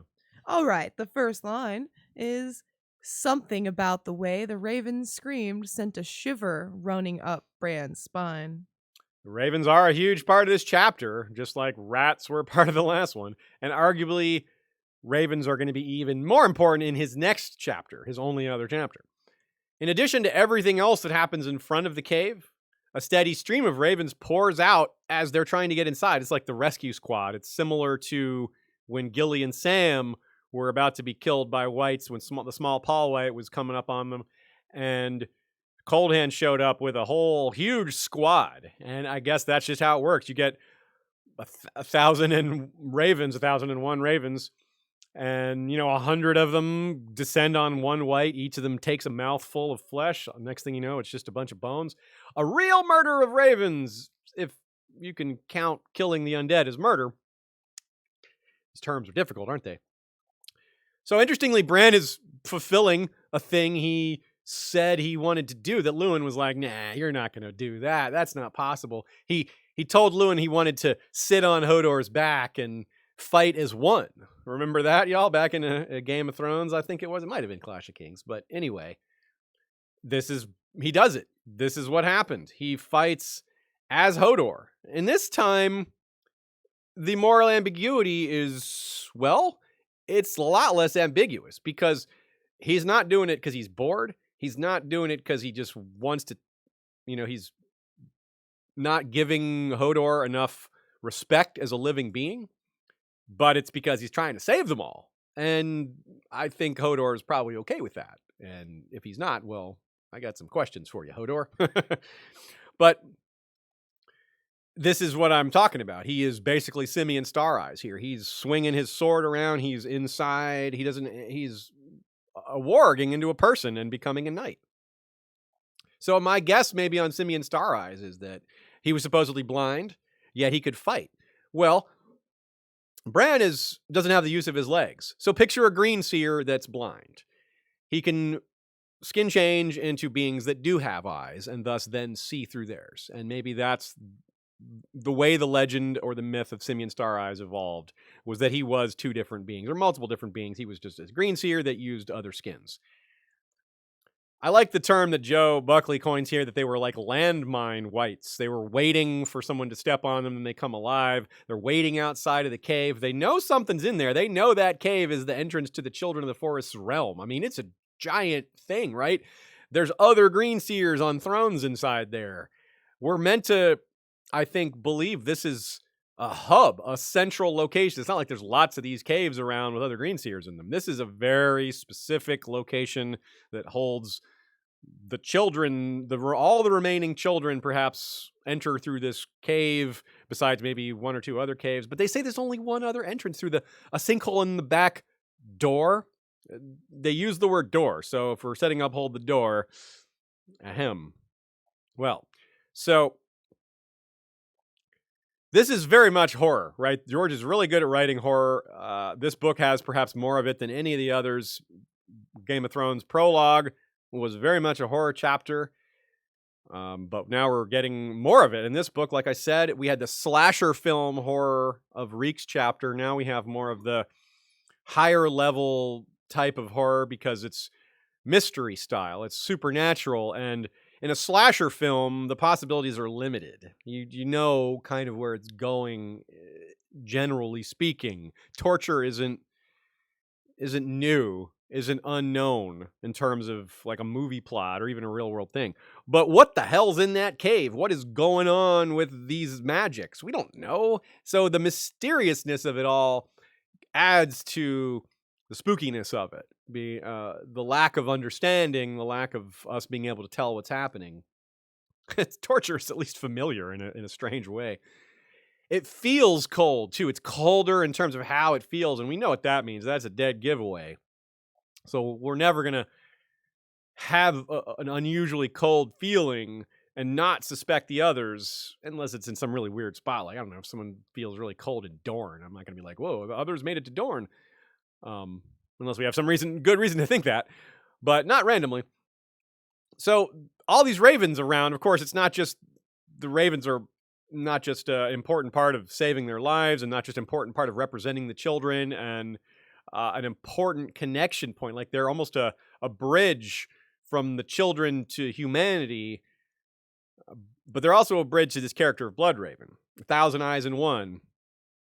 Rhaegar says of his own son, his is the song of ice and fire, and Bloodraven's, that is his song, 1,000 eyes in one. There was a song that people sang. We've brought it up before.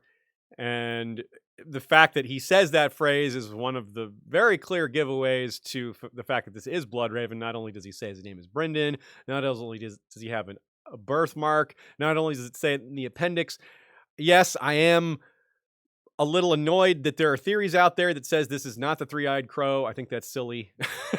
So apologies to anyone who believes those theories, but I'm very much meh on that. I think it's 100% Bloodraven. I don't think there's any reason to debate it. And here is such a great quote that introduces us to him. When their hosts close... No, not that one. Yeah, you're totally right. Yeah. God. One moment. Before them, a pale lord in ebon finery sat dreaming in a tangled nest of roots. A woven weirwood throne that embraced his withered limbs as a mother does a child. His body was so skeletal and his clothes so rotted that at first Bran took him for another corpse, a dead man propped up so long that the roots had grown over him, under him, and through him. That's pretty terrifying, even though he's an ally. The implication for Bran is that he's going to end up like that too. Bran realizes that pretty quickly. He's like, oh, am I going to be like that? Bloodraven doesn't understand necessarily that Bran is facing that particular form of terror. Also, I think he expects that it doesn't matter. He's going to have to give this up no matter what. Giving up your childhood is nothing compared to what they're faced with. Like, yes, that's a big deal, but a bigger deal is that humanity might get wiped out. But he doesn't understand it from a perspective point because Bloodraven didn't become a green seer, didn't enter the trees till he was over 70 years old. Bran hasn't, so 7 decades of life, almost 8. Bran hasn't even had one. So that's something that is very different between these two characters, something that they can't connect on. But to more direct to Bloodraven, this is a character with a monstrous amount of backstory. We have several episodes on him, one devoted fully to this stage of his life, and 2 devoted to before he entered the tree. Those 2 are part of the Blackfire series, and the standalone post-Blackfire stuff is called The Three-Eyed Bloodraven. So all that backstory was cut out of the show. Because there was so much backstory, it was kind of it was easy to see that coming. There's no way they were going to bring that out. Instead of a grisly talking corpse, it was Max von Sydow. The show also removed a lot of magic in general, not just from this plot line, and it added removed a lot of moral ambiguity, while adding a boss other, which is anything but ambiguous. So, point being, we're not going to pay a whole lot of attention to what the show did with this plot line, with a few exceptions. There are a few exceptions. Brynden Rivers was born in 175, and it seems to be about the year 300 now, so he's like 125 years old. He arrived at the Wall in 233, became Lord Commander pretty quickly, 6 years by 239, but he was Hand of the King, Master Whispers, ton of leadership experience. He vanished on arranging in 252, so 13 years of Lord Commandering. He was 77 when that happened. So he's been in the cave for 48 years. Are there any other Green Seers with Valyrian blood in the network?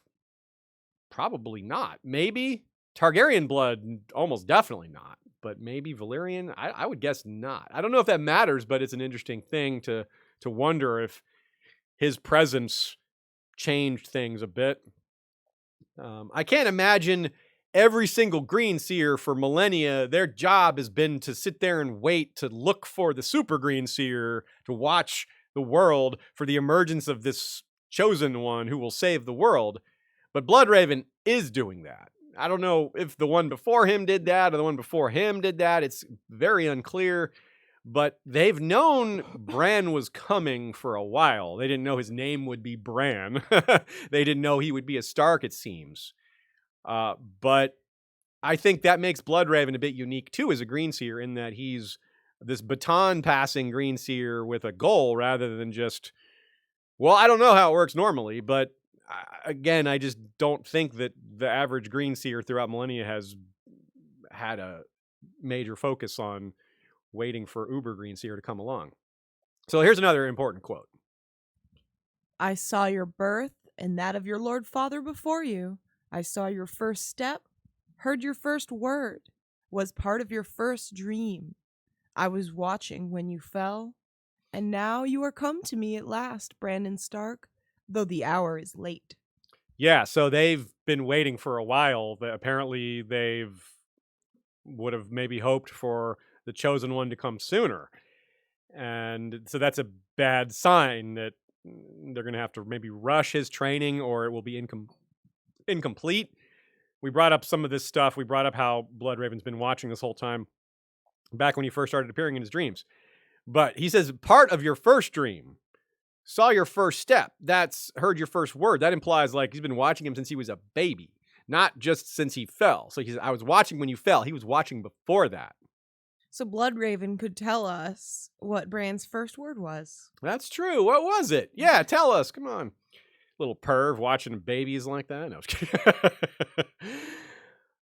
Nina writes, I firmly believe that when Bloodraven says he saw Bran's birth and his father's before him, he's referencing the fact that he has been looking for a successor with the right supernatural genetic credentials to succeed him in the coming fight against the others.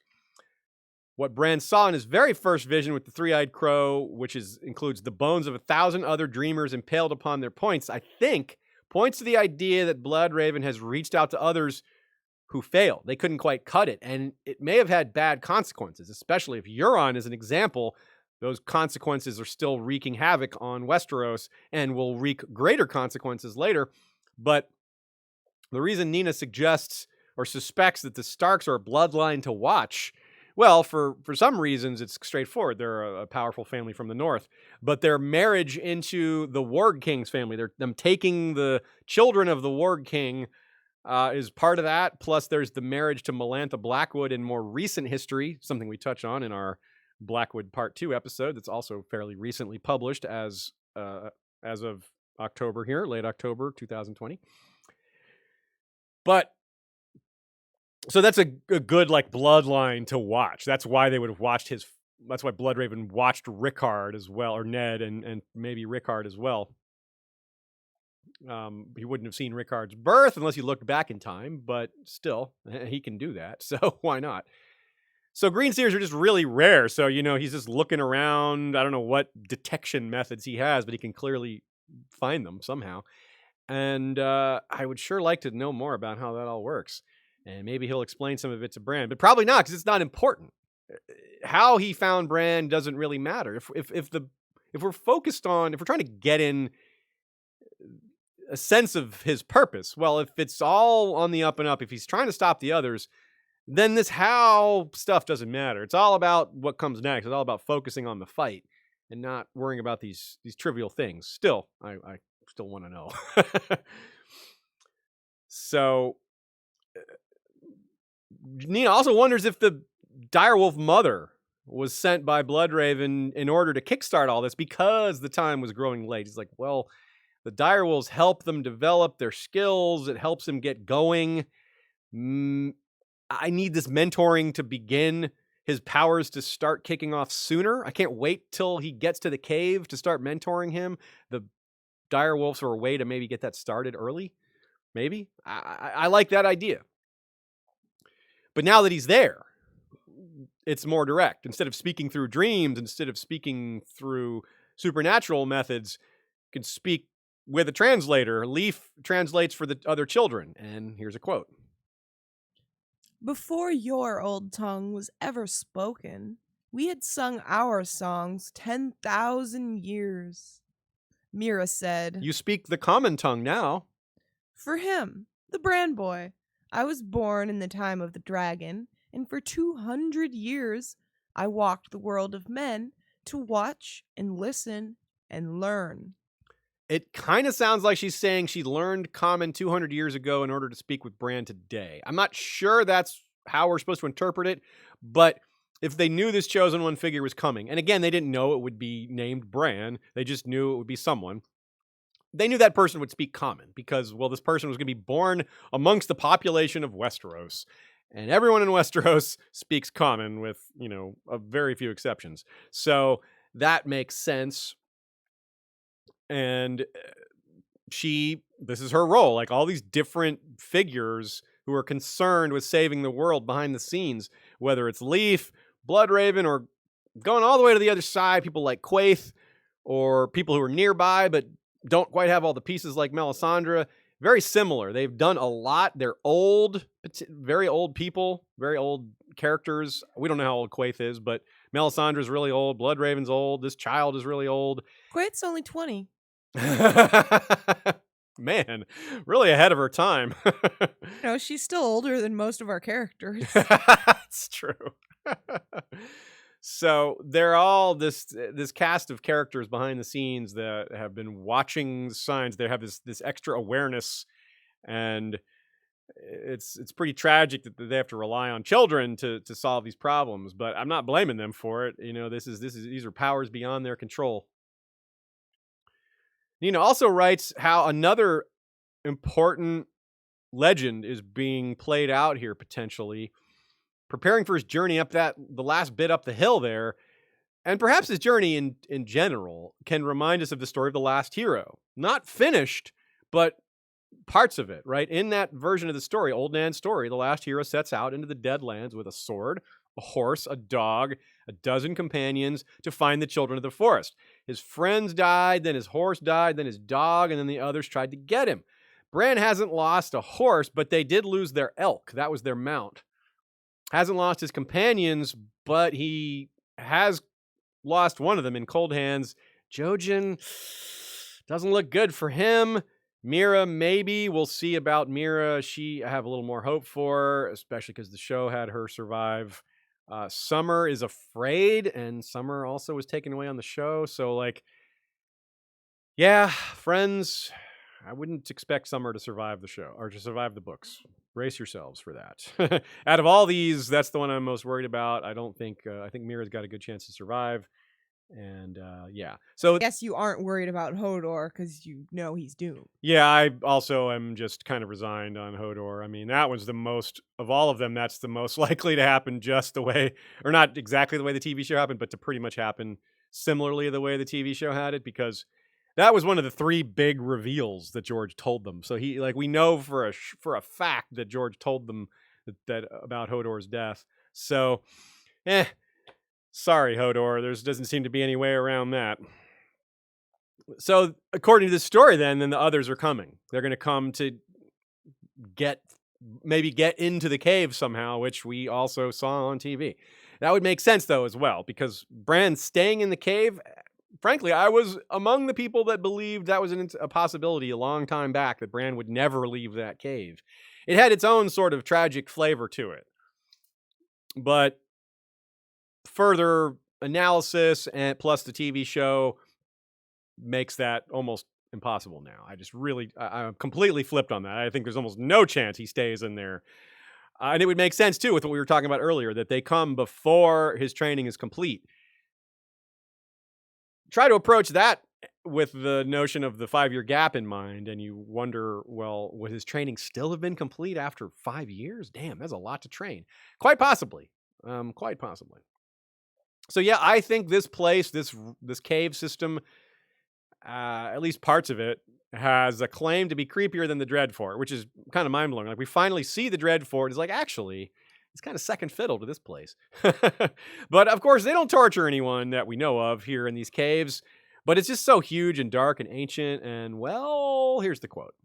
The floor of the passage was littered with the bones of birds and beasts. But there were other bones as well, big ones that must have come from giants, and small ones that could have been from children. On either side of them, in niches carved from the stone, skulls looked down on them. Bran saw a bear skull and a wolf skull, 6 human skulls, and near as many giants.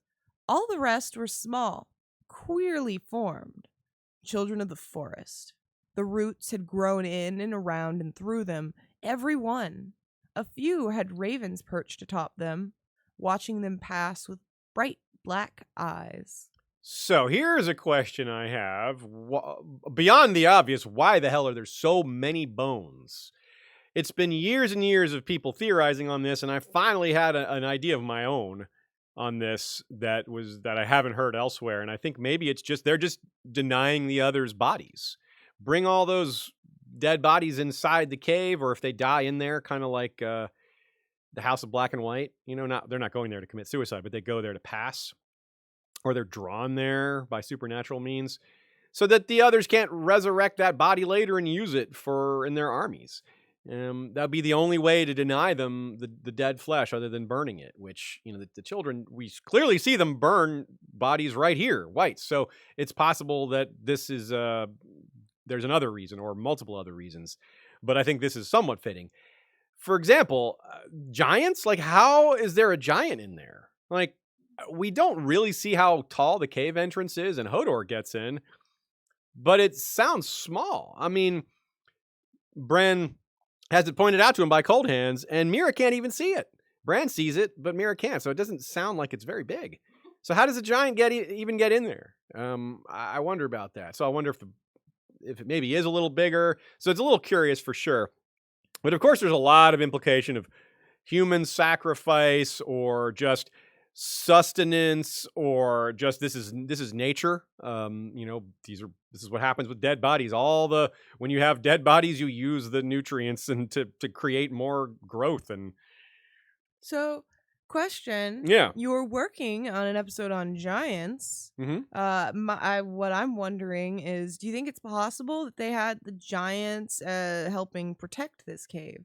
That's entirely possible. In fact, I think that's not unlikely. One of the topics we're going to deal with when we do those Giants episodes is the same concept that we see with Bran and Hodor, is that human green seers or children green seers controlling giants and making them do their bidding, like skin changing into them. And, well, that is certainly a thing you would use a giant for, is for like a bodyguard or for defense.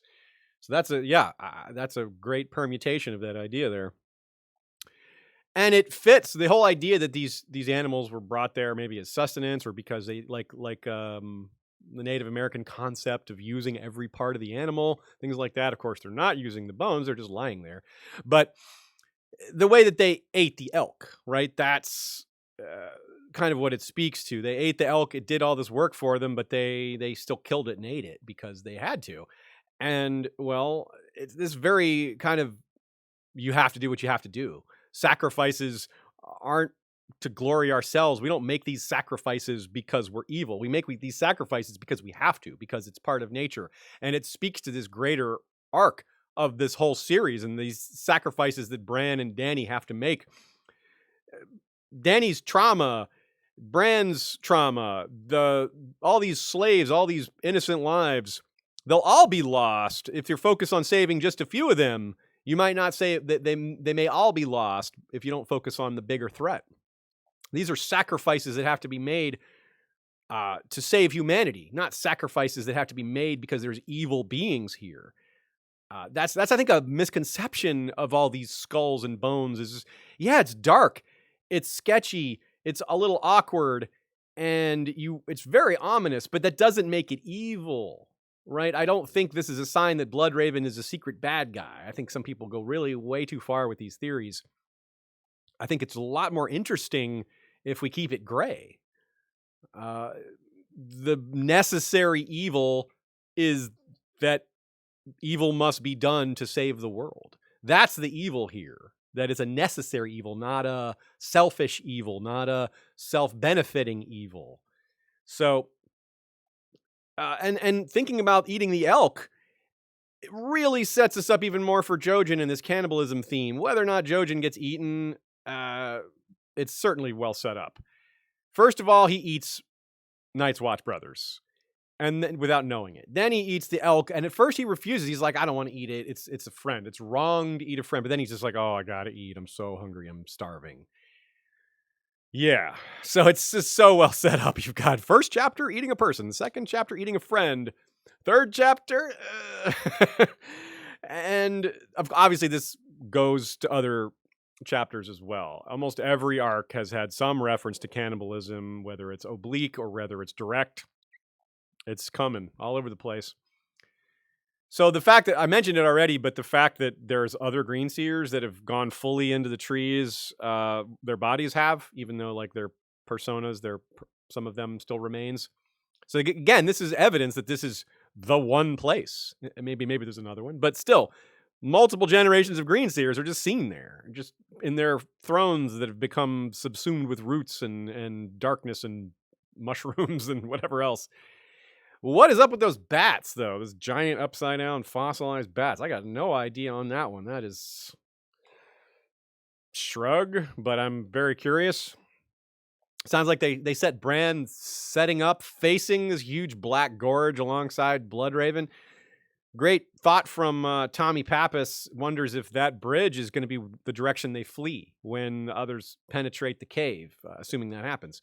And then they get out through that backdoor sinkhole. If so, well, we know George loves his Lord of the Rings references, and the most prominent ones are in Bran's arc, according to me. Maybe other people too, but that's where I've noticed them. If they flee across this very narrow bridge under a huge black dark gap, then that's going to really seem Lord of the Ringsy as well. So if that happens, be on the lookout for references.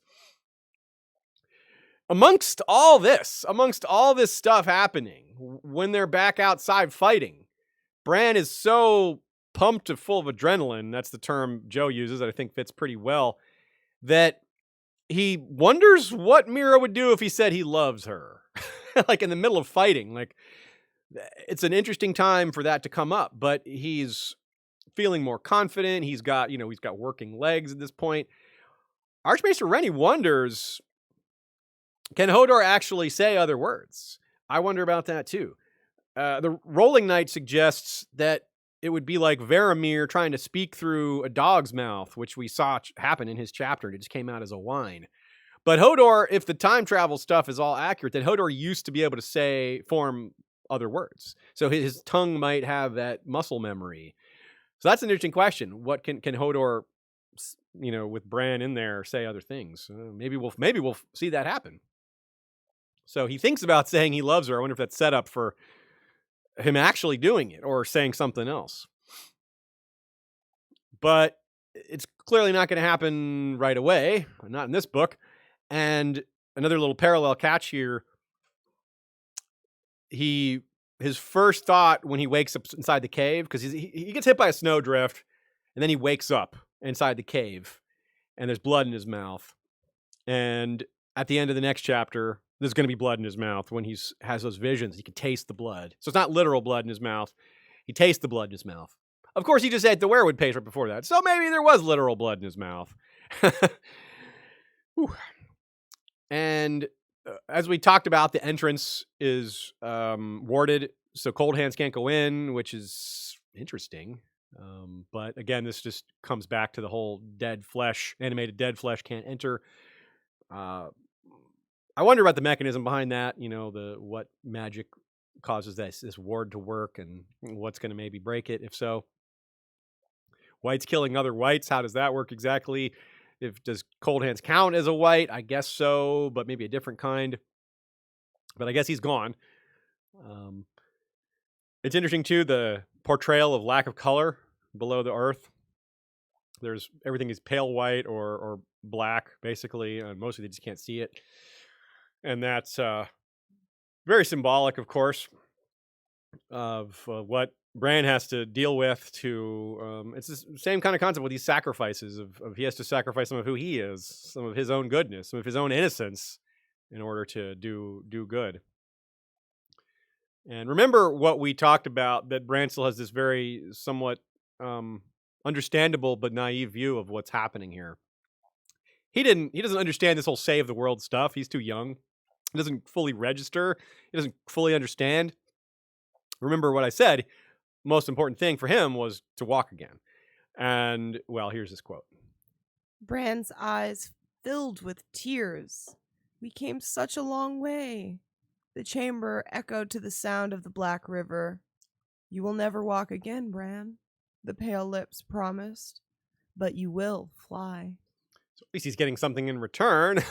But is this true? As much as he's used Hodor's body to walk and now fight, well, still, it is literally true. The damage to Bran's body from his fall will not be repaired. So, like, metaphorically, he's already walked in Hodor, but his own body will not walk again.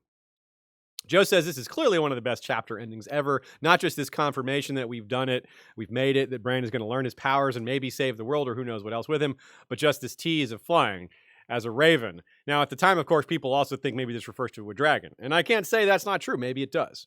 But he definitely flies in a raven, so he's going to have flown. If he flies on a dragon or in a dragon, it won't be the first time he flies.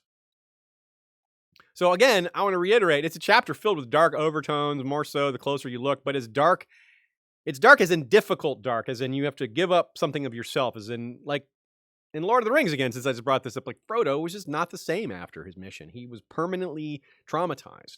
That was the sacrifice he had to make to save the world. And those are the kind of sacrifices I think our heroes are going to have to make too. This isn't a symbol that evil is lurking around them, trying to manipulate them, although there is some of that. But overall, it's the danger to themselves as humans, the conflict within them, and what they'll have to give up as people. Nina writes, this chapter almost starts like Bran's first chapter, with Bran convincing himself that he has to be brave. It's kind of like that first chapter where Ned gives him the speech on fear and how, you can only be brave when you're afraid. It's for once too, Bran skin changing into Hodor is also not, like I said earlier. Really, I'm just suggesting this, and Nina's backing me up on this. That it's it's not as bad when Bran takes over Hodor to save their lives. But it begs a question, like, so clearly there is a time when it's okay. Like, it's really difficult to rectify that or to situate yourself with that concept. Like, can it be wrong always? No, I guess not. It's a really tough thing to say. Like, sometimes it's okay to steal someone's body if you're going to save their life and yours. I mean, that is tricky, right? Like, what's the ethics of that situation? And that's what makes it so brilliant. Like, it's really hard to come up with situations where you don't know wrong from right, and George puts them all over this series. So it's no wonder we just never run out of things to talk about. Because our own personal ethics as human beings, as society evolves, I'm getting real meta here, society evolves are what we think is ethical and moral changes. And we can go back to this book 20 years from now, and we might think differently as to what is and isn't ethical in certain situations. Some of them will stay, some of them will change. And that is part of why people look at this fandom a lot like Bible study, or we look at Valar Rereadis like church, because that is what people do very often when they go to church. They read their Bible, they look at stories, they look at anecdotes, and they debate the ethics of it. right? Like they look at, well, was this guy wrong to do this? Was this character wrong to do this? What was Jesus's message was this and that. So yeah, that's kind of what we're doing here. Josh Davis sends a "You Are Amazing" pair sticker from Australia. Thanks very much, Josh. Very supportive of you. And Kirk Evans says, "The last hero story sounds like a country song." That's a really good joke. I remember the old joke where, what happens if you play a country song backwards? Like, well, you get your truck back, your wife back, your dog back, your job back. So yeah, that's totally accurate. Bran Winslow says they not only honored that elk by not letting it be wasted, but it was also not raised as a white elk, which in the next chapter, we're going to see dead ravens, a dead bear, all these things just gathering outside the cave. And yeah, so that's what would happen to the elk too. Noga Frankel. Oh, I'm glad you brought this one up, Noga. I meant to put this in my notes. Looks like I forgot to, so I'm glad you caught it. The fact that Cold Hands prays for the elk in some language they don't understand is a bit strange. Yeah, who did he pray to? What was that language? I guess it was the True Tongue, which is more evidence that it was not Cold Hands' speaking. Maybe it's not his own consciousness. Maybe that was Bloodraven's consciousness speaking through this animated body. But maybe not. So that would mean that Bloodraven knows the True Tongue? He would have learned some of it by being in praying, the... I'm assuming to the old gods? Yeah. Yeah. My guess. This is one of the reasons why this is a good potential piece of evidence that Cold Hands is not one of the Raven's Teeth, potentially. Maybe he's someone else, someone much killed long ago. Kind of doubt that because of, bodies decomposing and all that, but you never know. John Hagee says, I wonder if Leaf ever encountered a dragon, because 200 years ago was before the last dragon died. Leaf says, I was born in the time of the dragon. So it's entirely possible. I wonder if that was one of Leaf's missions, was to maybe see a dragon to get a sense of them, or I don't know. Interesting idea.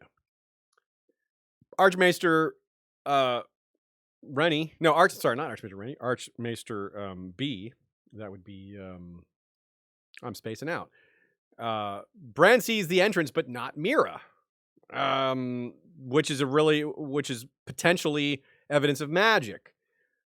Maybe the warding on the cave makes it invisible to people that don't have his abilities. Interesting idea. Yeah, very cool. Stefan B also says it's a good sign about Bran's personality that amidst the danger and violence of the white attack, he still thinks of protecting Mira, which is really good. That just having that, you want that in a guy who's got this much power, who's going to potentially rule over so many people, or control so many people, or influence so many people. Then yes, you want him to have these sort of humanistic, sympathetic, like protective thoughts, and you got to give Ned and Catelyn credit for that, for his upbringing. D-Cell says, could he have been a member? Could he have been a member of the Raven's Teeth, but just from Essos? Oh, yeah, I guess that's possible. You never know where he had been from and originally. That's obviously addressing how Bran thinks he's speaking in a strange tongue. Well, there are a bunch of languages Bran wouldn't know. Yeah, he wouldn't know any of those languages. Yeah, that's a good point. Okay, yeah, that's possible. Sure, absolutely. Good suggestion. And Laura Boros points out that a more Lord of the Rings vibe, that Cold Hands had some Strider vibes going for him for sure, leading this group of mostly helpless people. Mira's not helpless, but the rest of them kind of are. Hodor isn't entirely helpless, but without guidance, he's not doing much. So that is true. I like that comparison. Dornish Dame says, thought, if the children of the Forest learned the common tongue to communicate with Bran, does that mean BR and his predecessors spoke to them in the old tongue? Oh, yeah, maybe. Although if they're communicating like through telepathy or whatever, I don't know that language is necessary at all. But still, if it is, then this makes a lot of sense. Very good theory there, Dornish Dame. That would really connect the dots. Isabel Lamego says, there's a story about Bran the Builder in which he learns their tongue. Maybe he is just an undead green seer who learns the true tongue. Okay, yeah. Well, also, that's another segue to mentioning the Giants episodes we're working on with Crowfood's daughter does involve Bran the Builder and a lot of this stuff. So we will be sure to touch on this when we get there. But let's move on because we still have 2 more chapters. Tyrion 4. The old man of the river comes alive, a.k.a. an education fit for a king. Gods and wonders. The biggest literal wonder we see in this one is a turtle, although arguably some of the ruins are just as wondrous. But the most plot-relevant wonder here is the reveal, quote-unquote reveal, that he's Aegon. It's a false reveal that he's the son of Rhaegar, but I think we've prepared you for the truth behind that. That reveal that he's the son of Rhaegar comes out fully in Tyrion 5, where he says it out loud. He learns it in this one. So, in the meantime, Tyrion is still kind of in recovery mode, as we see here from his first line. For a long while he did not stir, but lay unmoving upon the heap of old sacks that served him for a bed, listening to the wind in the lines, to the lapping of the river at the hall. He's going through withdrawal. He's sweating, having trouble sleeping, thinking about wine. Well, that's interesting too, because without the wine, his takes are a little different. Maybe that's why he's more observant. Maybe that's why he's more on top of things. We get some nice chapter sequencing. The moon is very present in Bran's chapters, and of course, Tyrion is taking note of it here. He's looking at the eye, thinking the moon, thinking it's looking at him, which is pretty similar to that same concept of the one eye of Bloodraven and his moonstone and watching over. Now, I don't think Bloodraven is necessarily watching Tyrion, but he might be watching because, after all, in life, he was a hater of Blackfires. Maybe he paid attention to that bloodline still, and if so, well, he knows right where they are. So might be George not just giving us a nod for Tyrion being important for the overall story, but also this political story here. The line is, a full moon floated above the mast. It is following me downriver, watching me like some great eye. Now, that may also be a reference to the story The Tugging by Ramsey Campbell, who was a friend of George R. Martin. This story was written in 1974, and I believe it's the inspiration for the Red Comet. In that story, which is set in the Lovecraft mythos, the Lovecraft universe, but of course not written by him since it's Ramsey Campbell, there's a story about a being is introduced called Groth, and Groth is this large red planet that's alive. And wherever Groth goes, the old powers on that planet are awakened. So that sounds like the Red Comet, doesn't it? The Red Comet awakening old powers on Planetos, or whatever your preferred nomenclature for this planet. And when the protagonist finally sees Groth through a telescope, he sees that it's opening. And he then realizes that it's a huge eye that's opening. Spoiler. So anyway, that's pretty similar, seeing this eye looking down on him. Well, that's exactly what Groth would be doing. Now, at night, we have Griff Darkstar almost, because he's of the night. And he's Griff the Night. He's got that wolf pelt that he wears, but he's up all night, kind of watching the horizon. He has trouble sleeping too. And that's one very few things he has in common with Tyrion. Tyrion's up all night in part because he can't sleep because of his detoxing. He also thinks of him as a little like Bran, the way his eyes are very, the way his eyes look, and the way he's very focused, and also the way he's kind of dangerous. Also, but of course, it's not entirely clear whether he thinks Jon Connington would be as dangerous as a warrior, though I think we should think that. Connington was a good warrior back then. He probably still is pretty good now. And Connington, we learn later in his POV, he's haunted by trauma of his own as well, personal trauma, failure, and it makes it hard for him to sleep. He dreams of his failures. He wants to make up for his failures, especially as it pertains to Rhaegar. He's not worried about pirates or slavers or these other dangers. In fact, he's hardly even worried about the Dothraki. He is very little intimidates him in the face of his goal. And that is very important because of just how dedicated and focused he is. Tyrion's wearing motley, basically, because of the weird clothing he's had to kind of stitch together.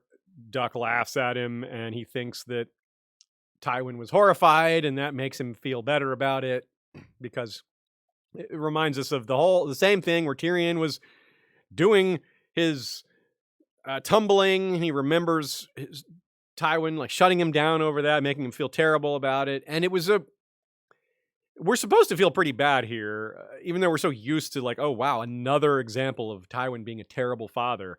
But even Cersei and the rest of his family were amused by Tyrion's antics. So it was something. It was something that was helping him bond with the rest of his family. And Tywin's like, no. And not only no, but no, you're bad. No, you're embarrassing. No, never do this again. And again, this touches on you could be, our brothers could be counted on not to embarrass us, around the free cities and all that. So yeah, he's just rightfully, understandably full of constant hate for his father's upbringing and for how he brought him up. Again, pirates are mentioned a lot. Griff doesn't care. Tyrion's worried a little bit, not too worried. Maybe it's related to this Shrouded Lord foreshadowing. So last chapter, Tyrion worked out who Griff was. This time he figures out who young Griff is, though, again, it's not fully announced till the next chapter. Again, I think this is related to Tyrion's drinking less and having more clarity, but also just kind of getting back in the swing of things, getting over a lot of his depression. And he's also thinking about the big picture, about how these are all pieces being moved around, how they're pieces, how Illyrio and Varys are playing the Game of Thrones here. And, well, he's right to be cynical about that. But there's also so much cool atmosphere. Man, Tyrion's early chapters here, going through the Rhoyne. I love all this stuff. Here's a quote. The ruins grew taller as the land grew narrower, until the city ended on a point of land where stood the remains of a colossal palace of pink and green marble, its collapsed domes and broken spires looming large above a row of covered archways. Tyrion saw more snappers sleeping in the slips, where 100 ships might once have docked. He knew where he was then. That was Nymeria's palace, and this is all that remains of Nysar, her city. So, pink and green marble colossal palace, like I have trouble picturing that, but it sounds really beautiful. Awesome. Yeah, Beautiful. just so cool. I will say, by the way, that when Michael Klarfeld, who does the maps behind Aziz, did Essos, I sent him a special message where I was like, hey, make sure that these Rhoynar cities have the correct coloring, because we do have coloring for some of the other ones. He even put some fog over, you probably can't see, it's probably too far off screen. He put some fog over the Sorrows. It's really well detailed. Yeah, so I don't know if everyone noticed, but the map, we changed out the maps. We got Highgarden over here, the Reach over to my left, your right, and then the known world, including Westeros, with all of that beauty and detail. Michael Klarfeld is a master. Check out Klarfeld or Claridox with a K.de for the full suite. So yeah, also check out our Nymeria episodes, because we go into a lot of detail on what this used to look like and explore it a little more, putting it all together. There's a lot of descriptions. There's a lot of stuff that's left behind in these ruins, and there's a lot you can do with it. A lot of history scattered throughout the books, but it's there. The Rhoyne is so big. So as much as these palaces may have once been world wonders or would have qualified had the world wonders been decided in their day, but the Rhoyne itself, almost certainly one of the natural wonders. And again, we see that Tyrion is playing like Lomas Longstrider. Nina writes that, yeah, Lomas from The World of Ice and Fire, we get a quote. He visited, quote, descendants of the Rhoynar in the ruins of the festival city of Croyane, where incidentally he learned of a legend of a darkness that made the Rhoyne dwindle and disappear, her waters frozen as far south as the joining of the Siloru. So that's like the long night. And it was, quote, defeated when Mother Rhoyne's many children joined together to sing a secret song that brought back the day. A secret song of ice and fire. Yes. And water, I guess. And water, yes, right. Well, that is what happens when you combine fire and ice, right? You get water. And steam. A song of steam.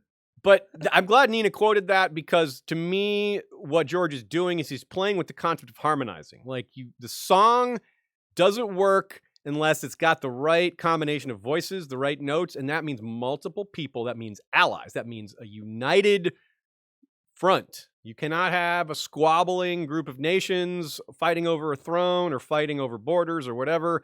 You gotta join together to fight the darkness, just like they came together to sing this secret song. It's noted that giant turtles may have been ridden by the Rhoynar princes. Hey, that's no weirder than riding a dragon, so hey, why not? And speaking of and why not, Tyrion says, and why not? Tyrion grinned. Gods and wonders always appear to attend the birth of kings. So this is one of the several clues that he's just learned who young Griff really is. And it's fitting for Tyrion that the old man the river appears like, that's not when young Griff wasn't just born. Young Griff was born 15, 16, 17 years ago. But for Tyrion, he was just kind of born into his consciousness. Let's look at young Griff for a minute specifically. Young and athletic, good looking.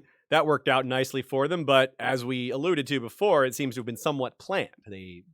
Varys may have specifically chosen people with certain looks because he recognized that being handsome was helpful when you're a prince or a king. It's a benefit to it takes some of the or maybe it adds some. I was gonna say it takes some of the shine off, but I guess it adds some shine.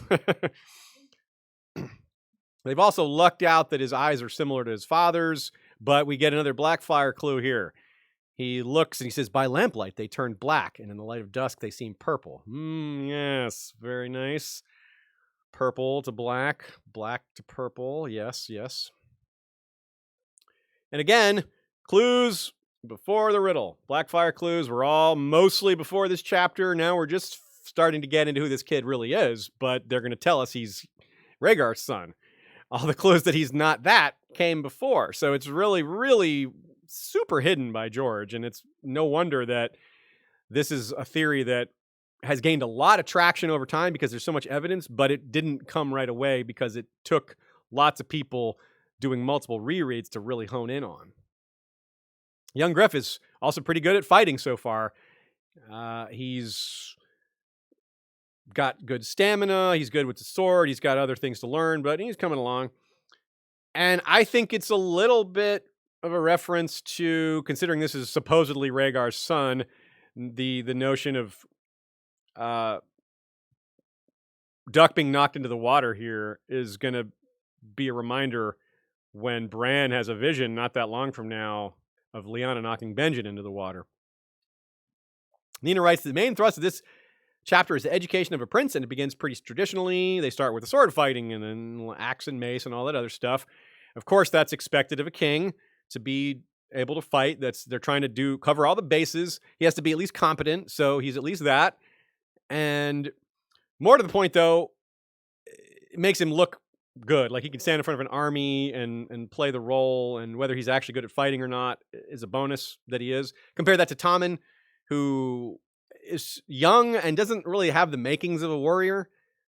So that's something that's going to work against Tommen if he's still alive and will be a favor for young Aegon here. I mean, Tommen's incredibly young, but yeah. But people don't like boy kings. I mean, but yeah, I think that's the larger issue. I think if he just had training, then it'd be fine. Maybe. I mean, I think it's suggested that he doesn't have talent for it. Really, his disposition. That's part of it. Yeah, that's but part of it. In terms of skill, I think if you just were actually taught. Yeah, maybe. Yeah, it's very, very hard to say. Like, almost no kid stays the same. You know, he might turn into a big, tall guy for all we know.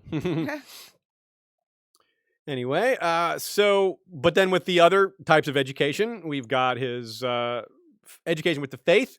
This is a little bit of a bummer that we don't get this one firsthand. We get to see his education with Haldon, but we don't see what Lamar is teaching him, which is a very big curiosity, in part because we still don't know who she is.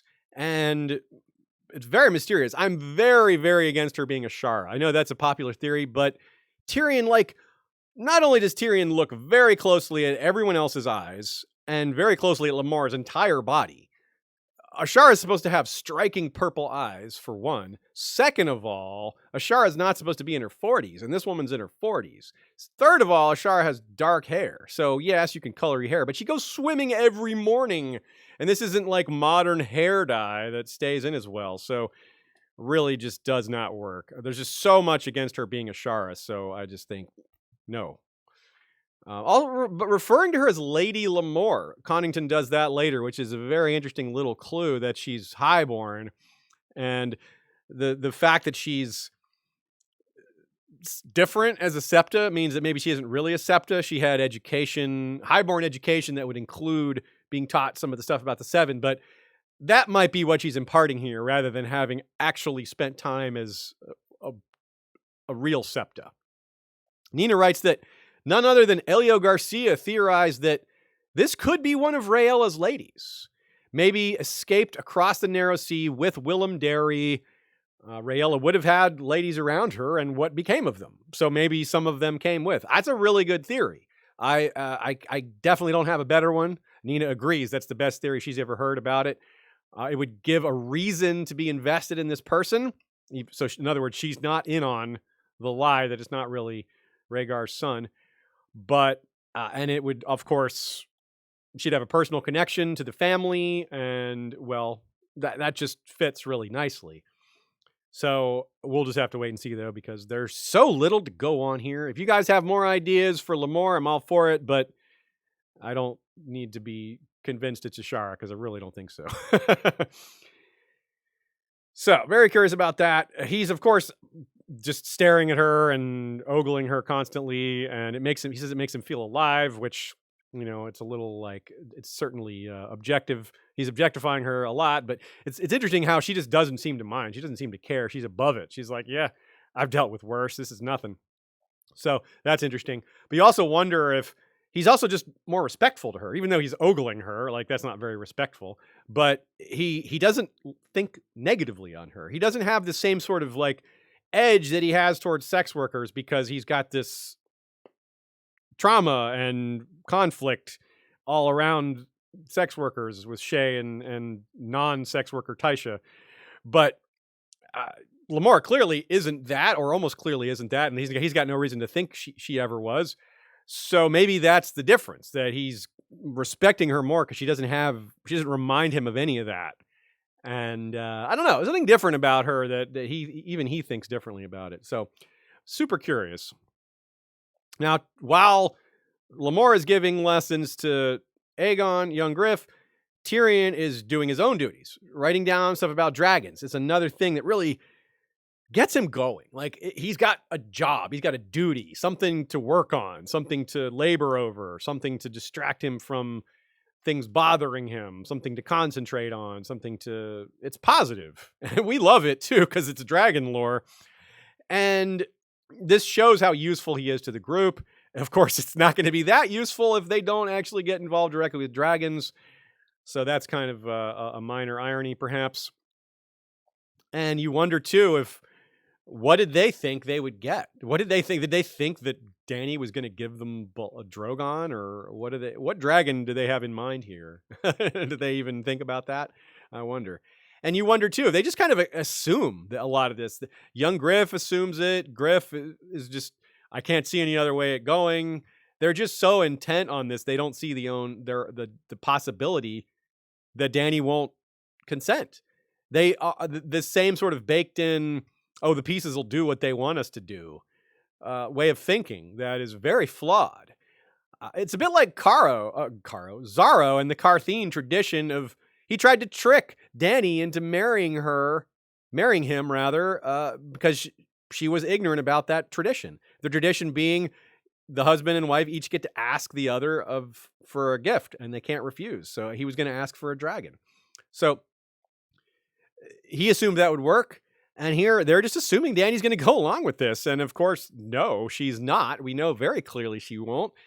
And, well, Quaithe is part of the reason why. Quaithe is telling Dany, don't get distracted by any of this. Now, of course, they're not actually coming to her.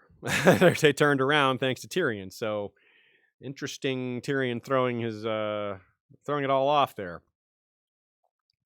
Of course, he has hopes for Volantis finding books there, but we know that's not going to happen because he's going to get captured before he could ever possibly get his hands on any Volantene books. Maybe it comes back around, but I'm not sure. He thinks of Sept and Barth and these other awesome figures. We've talked about the Death of Dragons, which is, quote, the only surviving copy of which was supposedly hidden away in a locked vault beneath the Citadel. For more conversation on that, just go to the end of Sam's arc in A Feast for Crows. We don't need to rehash that now. But yeah, that probably is the book Jaqen H'ghar is looking for. I'll say that much. I wonder if Tyrion is really going to have this next reaction that we're about to quote. He's going to miss Drogon by moments in the pit, but surely he's going to see another dragon later. Here it is. Once a man has seen a dragon in flight, let him stay at home and tend his garden in content. Someone had written once, for this wide world has no greater wonder. No greater wonder indeed. Yeah. Something to note from Fire and Blood, Barth started his research on dragons for his Unnatural History because of what happened to Princess Erea, the whole fireworm thing.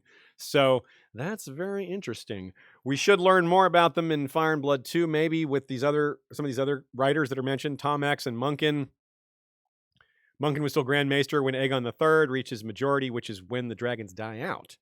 So maybe, so his views would be different. His takes would all be during the time when the dragons were dying out, where we have Barth during the time where fireworms were appearing inside people. I mean, damn, much different. So their takes would be different based on different eras and different statuses for dragons. So that might be, there might be some very interesting cross correlation to learn there. But that jerk Baelor, who we mentioned already this episode, comes up for real this time as a burning a bunch of books. Arr, stupid Baelor. And so Baelor's very distant ancestors destroyed the cities that they're passing through during these chapters on the Rhoyne. So that's kind of fun too, in a not fun way. Bad Targaryens, bad Baelor. Real quick note on how valuable Haldon is because of his language knowledge, which is a big deal, and how much of a loss that was for Quentyn's party to lose their maester who knew all the languages. So much is being taught to him. It's like, it's a clue for Tyrion. Is like, what kind of sellsword son gets all this teaching? It's such a dead giveaway that something else is happening. And a big important part too is the Volantene politics. The elephants and tigers is really important because elephants have been in power for so long, but in just the next chapter, we're going to have note that the elephants are showing stripes, which is a sign that they're going tiger. And that is the first time this has happened in hundreds of years. The line, and what lesson can we draw from Volantene history? If you want to conquer the world, you best have dragons. Tyrion laughs at this, and it is a bit of a joke, but it's quite possibly very serious that they're trying to teach Griff, or young Griff, that all this plan to invade Westeros won't work unless you have dragons, and that's part of why you need Dany for all this. You really need to get this marriage to work for this whole thing to work. And of course, Tyrion undoes that by convincing them to go straight to Westeros instead of going to Dany. Joe points out that, man, Tyrion really would have loved to grow up with Syvass, wouldn't he? I got to agree with that. He would have played a lot of Syvass growing up, probably. Like Marcella. Yeah, true. He could have played with her. That would have been nice. So the reason we know Tyrion worked secrets out of Haldon is they jaw back and forth about playing Syvass. Haldon says, "Oh, you've never beaten me," and it's unclear if Tyrion was sandbagging, meaning losing to Haldon on purpose in the past. But he wins this time, and we know that because Haldon says, "The day you beat me is the day turtles crawl out my arse." And then Tyrion comes back on deck a few paragraphs later, saying, they're like, "Where's Haldon?" He's like, "Oh, turtles are crawling out his ass." So there you go. Pretty straightforward. He gives up the secrets, and the secrets are so heavy they have made him lightheaded. He still thinks about having a drink, but he doesn't, and instead he thinks on Tysha because perhaps, well, big meaningful events happening make him think of the big meaningful things in his life, and making him remind himself what's truly important to him. A little bit of reverse foreshadowing, maybe it's irony. He says, not being an escaped slave, Tyrion need not fear being caught. Whoops. Soon he will be an escaped slave. This chapter actually has a little bit of genuine happiness and lightheartedness in this one. Like, the bar is lower because of how dark so many of the other chapters are. But there's some actual laughter. There's some joking. There's some decent food. There's stuff like that. So, but the next chapter is going to be have some horror in it. I don't mean the next chapter. I mean Tyrion's next chapter. So, it's only a little bit of a glimpse. Meg wonders if there's significance of the symbolic variety to Haldon missing the old man of the river, not seeing it, wondering if maybe that's a sign that he's going to not be there when Aegon is crowned. That's how I would interpret that, if it's symbolic, and that's an interesting possibility there. Dornish James says the Red Wolf of the Royn cloak is interesting given Jon Snow's heritage. He is descended from Nymeria of the Royn through Daeron II's marriage to Mariah Martell and is half Stark. Okay, yeah, that's true. That's kind of neat. I like that idea. Isabel Lamego theorizes that it's Lem's sister is Lemore. Well, that's more Lem. Violent Messiah 666 suggests that Lemore is Wenda the White Fawn. I've heard this theory before. It's interesting. The connection would be that she was a former lover of Simon Toyne, or could have been. Simon Toyne was in the Kingswood Brotherhood, so they could have had a relationship. And we don't know what happened to her after the Kingswood Brotherhood all fell apart. And the Toynes were definitely involved with the Golden Company. After all, Blackheart, Connington's friend, potentially lover, was Miles Toyne. That's the leader of the Golden Company. So there's definitely a connection there. So I think this is a solid theory, but it's a little random, but not only because we just know so little about Wenda. But hey, that's what we have. When we have little to go on, the theories are kind of the same. So I do like this theory. It's pretty good. I think I favor the lady in waiting, one of Raella's ladies idea, but neither of them are so strong that I am super confident either way. So good ideas though. And it's time to move on. Davos 2, Old Fishfoot doesn't come alive, aka an onion eats an apple in White Harbor. The adventures of a very dedicated man continue, but he pauses to consider where his dedication lies. Is it with him? Is it with his family? Or are those two things kind of the same? A lot of setup for a very important location, too. White Harbor is probably going to continue to be important. And you got to see it to set that all up, right? And it's done through perhaps the most experienced POV possible for such a thing. I mean, who knows Port City's better than Davos? Well, the only other possibilities are some of the Ironborn characters. And, well, I think I prefer Davos. Fishfoot is a symbol itself of White Harbor. It's a 20-foot tall merman made of stone with some interesting coloring. One of the 3 prongs is broken. And if we're looking for symbolic meaning to that, well, Wyman Manderly has his 2 sons, and one of them has died. So that might be the broken trident. It might be in honor of Wendell. Not that I'm saying that they broke it for him, but just a kind of a artsy way to refer to that. The onion and apple bit is interesting to me because they're also the choice offered to the refugee free folk at the wall a few chapters from now. They have to decide whether it's an onion or an apple. And well, here we have the Onion Knight, first line. The merry midwife stole into White Harbor on the evening tide, her patched sail rippling with every gust of wind. Also, we've gotten 3 cats in this episode now. It's a day for cats. 5 chapters, 3 cats. Oh boy, do we have another cat trying to come on That's my lap? what I'm saying, is I could tell he was looking at you. So unlike Tyrion, who is sailing aboard the Shy Maid, Davos comes into White Harbor on the Merry Midwife. The names are diametrically opposed, and for good reason. While the Shy Maid is a boat of secrets, whose namesake hides from attention, the Merry Midwife's sole purpose is to deliver Davos himself as Sir Davos Seaworth, envoy of King Stannis to White Harbor. He's not publicly proclaimed, but he is going to do so himself. He's going to announce himself at court after he makes the decision that it's worth the risk, despite the risk being enormous. Joe points out, originally the plan was for him to arrive in a lot more splendor on Salador San's Valyrian, which would definitely have more prestige to it.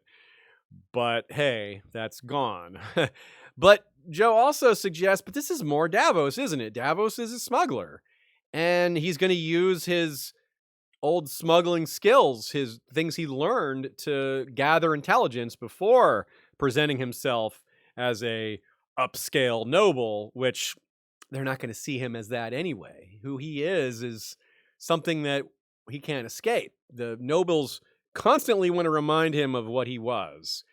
And even in this chapter, there's reference to that through his memories because, well, it can't come directly because he's incognito the whole time. The city is large, but not sprawling. It's contained. And though that is a good thing for a city in general, that could be its undoing. Cities, especially port cities, are vulnerable to disease. That's just a true thing in general. It's reminded to us quite a lot in Fire and Blood, but also here in A Song of Ice and Fire Maine. It could be the difference in preventing starvation if winter gets bad, though. So I could see White Harbor being a huge disaster or being a lifeline, or maybe one before the other. Because with ships, with a port, they can bring food in from even Essos or the south. But if it gets struck by disease or the others, or if it just gets overwhelmed, then that's a lot of dead people, a lot of new bodies for the undead's army. It looks really nice, which is almost an argument for it. Something's definitely bad going to happen, right? It's got food for now. It's doing well. It's bustling. But there are signs that it's going in the wrong direction. Not just winter coming, which is a pretty straightforward one, but he sees refugees. Most of them are just refugees from war. But we've already seen refugees elsewhere. We know about this is a recurring theme. We got refugees at the Wall. We got refugees in Marine. We got refugees here. We had refugees at King's Landing when war was raging more in the south. Refugees have been popping up all over the place because war has been popping up all over the place. So there's lots of opportunities for bad things to happen as an accident as a result of that. And, well, this is a pretty rare skill among our POVs. Going around and talking to common people. Something I really appreciate about Davos's chapters that we don't get a lot of is Arya's actually learning to do that. Arya had to learn to adapt and walk amongst the commoners, and she's quite good at it now. But for Davos, it's kind of natural. He came up this way. He didn't have to learn it. I mean, he did, but it was like one of the first things he learned in life. So it is as natural as sailing to him, just about. He's a lot more comfortable in this environment than he is going in front of a court. That is the thing he's getting used to. He's getting good at that too, though, quite frankly. I mean, I like the way he handles himself in front of Wyman Manderley in the court, but that's next chapter, so let's not get ahead of ourselves just yet. Both Joe and Nina note this refugee situation. So did I. So did a lot of you that White Harbor's okay right now, but can they keep going? Can they maintain this? They have substantial resources, but they're not bottomless, and they might get tested severely by other problems. Joe also notes how Davos's thinking works. We love his thought process because he just takes care to think of other people. Being common born perhaps makes it a little easier or natural for him to think of other commoners. He feels guilty showing up there. He feels guilty trying to drag this somewhat peaceful city into war, right? That's not good. Like, he feels bad that a lot of people could die because of this, even though the justice of his cause is, well, in his mind, 100% solid. There's no doubt that Stannis deserves to be king. So, again, it's a really interesting conflict. Like, well, Stannis could save a lot of lives, but maybe not these lives. Maybe these lives are the ones that get spent to make a better future.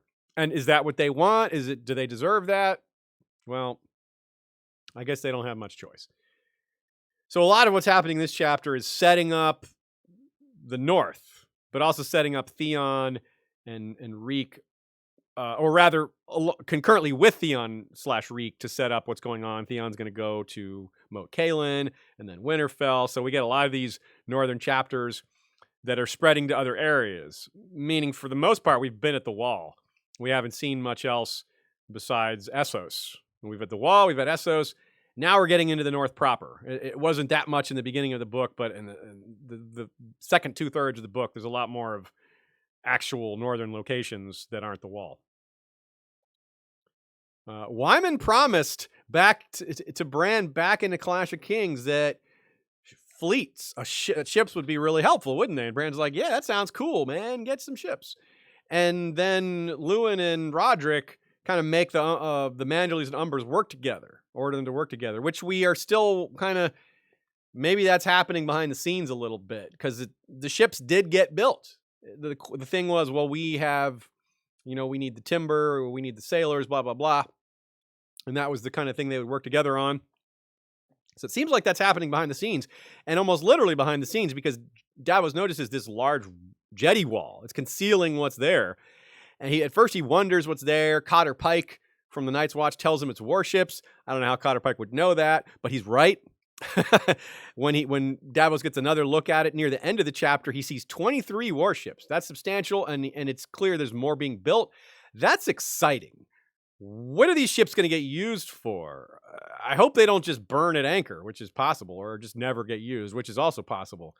But I hope they're not. I hope they're Chekhov's warships and not just warships. So I hope they get used. And one of them might be how Davos gets to Skagos, although seems like you would use a different kind of ship for that, because it's hard to land at Skagos. You'd want a ship built for difficult landings, not a warship, which is built for smashing other ships out in the open sea. And of course, let's not forget, this was one of Ned's final instructions to Catelyn, was to tell Lord Manderley to strengthen and repair all his defenses at White Harbor. You look around through Davos's POV, he has no idea about what Catelyn and Ned were talking about, but us readers do, and this has exactly happened. So it's a sign. It's a very subtle sign that, yeah, actually, they are loyal to the Starks. The flags aren't there. The Freys are there. There's all this setup for Wyman being kind of weak when he's not. This is another piece of that. He's actually following orders given to him by the Starks. Just no one knows that. No one notices that.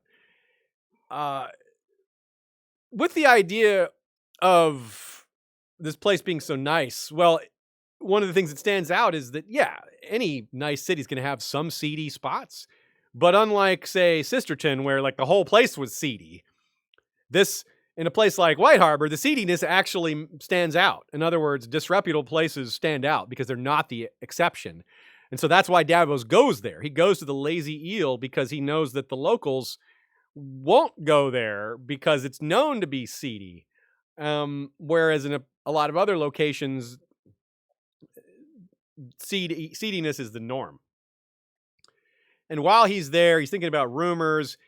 He's listening to things. He gets to thinking about, just like Dany, just like Bran, what's his purpose in all this? And here's a really great quote. He did not understand why the gods would take 4 lads as young and strong as his sons, yet spare their weary father. Some nights he thought he had been left to rescue Edric Storm, but by now King Robert's bastard boy was safe in the Stepstones, yet Davos still remained. So you see that there's a big element of faith to Davos's purpose behind this. But it's funny that we do know what his purpose seems to be, at least in the short term. Rickon, another boy he's got to go rescue. Another kid. Even younger one this time.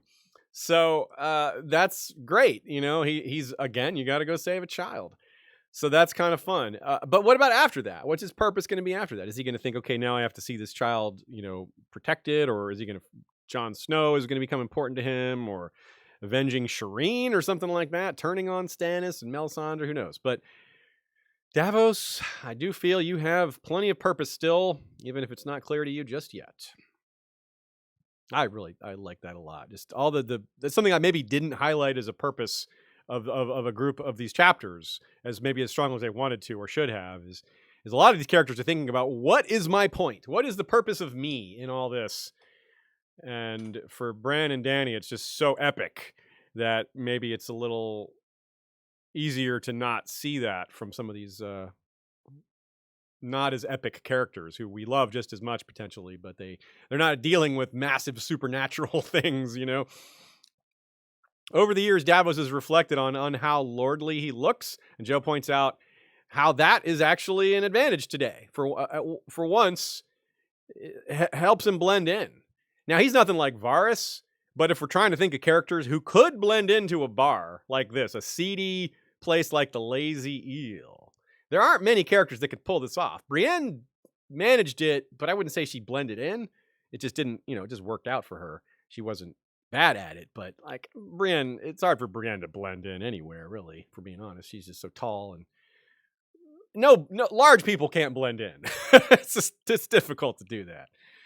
Robert Glover of Deepwood Mott has also noticed here. He's trying to raise men to keep the war against the Ironborn going, but according to Davos, he was failing because the city was tired of war. That's actually not true. It seems to be that Robert Glover is, maybe this is like a trick. They're trying to make it look like Manderley is ignoring Glover. In fact, Manderley and Glover work together. Glover's the guy that's going to come get Davos out of jail, bring him to Manderley and be like, here's the plan, man. The North remembers, rah, rah, rah. So I think this is like maybe a ploy, but it might not be. It might be, I mean, Robert Glover really does want to free his castle, his brother's castle from Asha. So I'm not sure how to interpret this, which of these interpretations is more accurate. Now, it's one thing that really bothers Davos and is a very big point of interest to us readers, is that the Wall and Stannis is barely mentioned around town. He's listening to rumors. He's listening to gossip. They don't even seem to know what happened in terms of the battle at the Wall. And Davos is a little bit sad and mind blown by that, but it shouldn't be surprising to us. The Wall really is that isolated from the rest of the world and what's happening. There's very little connection to them and the news. We saw that. We saw they were the last ones to find out about Tywin, basically, things like that. And this effect is magnified because the North is in chaos right now. The Wall is detached from news when the Starks are in charge and when things are peaceful, but they're really detached from news when the Boltons are in charge and wars are being fought and people aren't united. So they're even more cut off right now. And I guess Davos isn't fully taking that into account, but it's part of his inexperience with this part of the world. Like, he knows White Harbor, and he knows Eastwatch, but he doesn't really know Northern politics super well. And it's super interesting, too, this whole stuff about the Targaryens and all these conversations that happen around him about them. It's such a wonderful piece of setup. Even Davos doesn't know what's happening. He doesn't realize that he's the one who throws the name Daenerys out, not realizing that that's the character that Melisandre should be focusing on, that's the character that he should probably be following, not Stannis. That's the one they've all been fooled on. So that's a real piece of, Davos, just think about this a little more. Not that he could, because he doesn't have the information, but it's like, he's so close. And this quote, man, this one's a giveaway on reread, isn't it? The old fellow made a face. Prince Viserys weren't the only dragon, were he? Are we sure they killed Prince Rhaegar's son? A babe he was. Are we sure they killed Prince Rhaegar's son? What a setup, right? So close after Tyrion's chapter, too. It's just like, yeah, okay, George, we see you now. Maybe we didn't see that the first time, but we see it now. That's some cleverness right there. It is double layered, because people are like, one of the arguments against Jon Snow having parentage other than R plus Alec was Jay's like, well, no, but like, he's not double layering us on that one, but he is doing that on this one. So, but that is where the evidence points. There's just no evidence that he's really Rhaegar's son, other than the circumstances being possible. Nothing actually points to it among the subtext, though. I feel like the same is true with Jon and Lyanna and all that. So, let's see. There's a lot of what ifs and what wills here with all this, meaning like, what will Davos learn? What's really going on with Stannis and Melisandre, or Melisandre learn? So much depends on the order of these things, right? When do these things happen? When is Azor Ahai, the true knowledge about Azor Ahai, going to filter out a little more? And I really wonder what Davos is going to say, because Davos is the kind of guy that's going to be, like a lot of these characters, he's judges himself harshly. He's not going to just be like, doesn't matter what I do. I can do what I want, right? That's not really the kind of story we're dealing with here. We have a lot of characters that are very conscientious, and if Davos realizes that all this time he's been pushing for the wrong leader, that's going to be a big deal. Joe typed up a little bit on what Davos has learned, like a summary here. The Freys have beat him there to make their argument first. That's bad. One of them is going to marry Wyman's granddaughter. That's real bad. Although we know it's just a fake out. But from Davos's perspective, ooh, bad. The Boltons are moving to Moat Cailin to open the way for Roose and his army. That's going to happen really fast, and it's bad. Refugees entering the city. Bad. White Harbor is prepared for attack and defense. Good. He sees the harbor full of warships. Good and very compelling. The city is tired of war, and Robert Glover has been turned away. Interesting. Maybe more to that than on the surface. Worst of all, the Lannisters hold Willis Manderly hostage. He did not know that. Bad. That's what's going to keep him in jail until they can both fake his death and get the return of Willis Manderly because of that fake death. It's the fake death of Davos is what gets Willis out of his hostage state. And, well, pretty cool. Despite all that, despite all those things against him, Davos sails into the storm, as he's wont to do, as a smuggler sometimes must. Now, it's ominous. Both Joe and some of y'all readers and Nina noticed the ring fort style thing on top of the hill near White Harbor. Seal Rock, it's called. And that reminds a lot of us of the Fist of the First Men, which, when I'm talking about bad things that could happen to White Harbor later, well, this is maybe a sign that the others will make it to this part. I almost said to this port, which, hey, that's true. It is a port. And we go into this very thoroughly, I think, toot my own horn, in our Manderly Part 2 episode. It's called Winter is Coming, ... to White Harbor. So this is a theme and a possibility that we have a lot to say about. So I'll try not to get too into it here because there's other things to say. And this episode is particularly long. Fun fact, Nina noticed the Storm Dancer Davos sees in White Harbor is the same ship that took Catelyn and Roderick from White Harbor to King's Landing way back in the Game of Thrones. I think it's the third time we've seen Storm Dancer. So that's neat. George likes to play with that sort of thing. Now the anecdote at the end. This is what I meant about Davos and his identity and how he perceives himself and how he's more in his element as a smuggler than as a noble. Even though he is more noble than most nobles. I think most of us would prefer the nobility be stocked with Davos's as opposed to his memories of this particular noble, Axel Florent, and the anecdote of the Targaryen ape story. First of all, as Westerosi historians here, none of us have any idea who this ape could be, who this Targaryen prince is. In fact, it doesn't fit anybody. It doesn't really fit any of these children. It doesn't. So that's probably why it's made up. So we're pretty sure it's just an anecdote that people throw around. Nina writes it concisely here. My suspicion is that this story has been repeated for centuries with convenient attributions substituted in when necessary. Maybe it was a gardener prince when the Florins told the story. Maybe it was a Lannister or Durrandon prince when the Reach was at war with Highgarde. Something like that. Just a story you throw around that you can substitute whoever your enemies are to make them look bad or just to denigrate them. So with the Targaryens being the most recent ruling dynasty, other than the very recent Baratheons, this would make sense to make the anecdote about them. Of course, and a Targaryen prince would have made an obvious choice for this, given the stories of Targaryen insanity. But again, there's no evidence for this, and there's no fit for this on the timeline. So we do think that Axel Florent is just repeating an old story and pointing it at Davos. And it really motivated Davos. This is one of the things he's thinking about. He's weighing all the things going wrong against Stannis. He's weighing his honor. He's weighing his duty. And then he thinks about this, and he's like, it really gets him because it's just so rude and so wrong. And it's almost like a motivator. He's like, I'm going to show these nobles like I'm a better man than they are. And if you're going to fire yourself up by thinking about someone awful, you could do worse than Axel Florent. Like, we're going to see more awfulness from Axel Florent later. He's only begun to show himself. There's lots of hints he's a bad dude, but he's not on screen enough to see these things like consecutively. Dornish James says this chapter highlights the difference between King's Landing and White Harbor in dealing with refugees.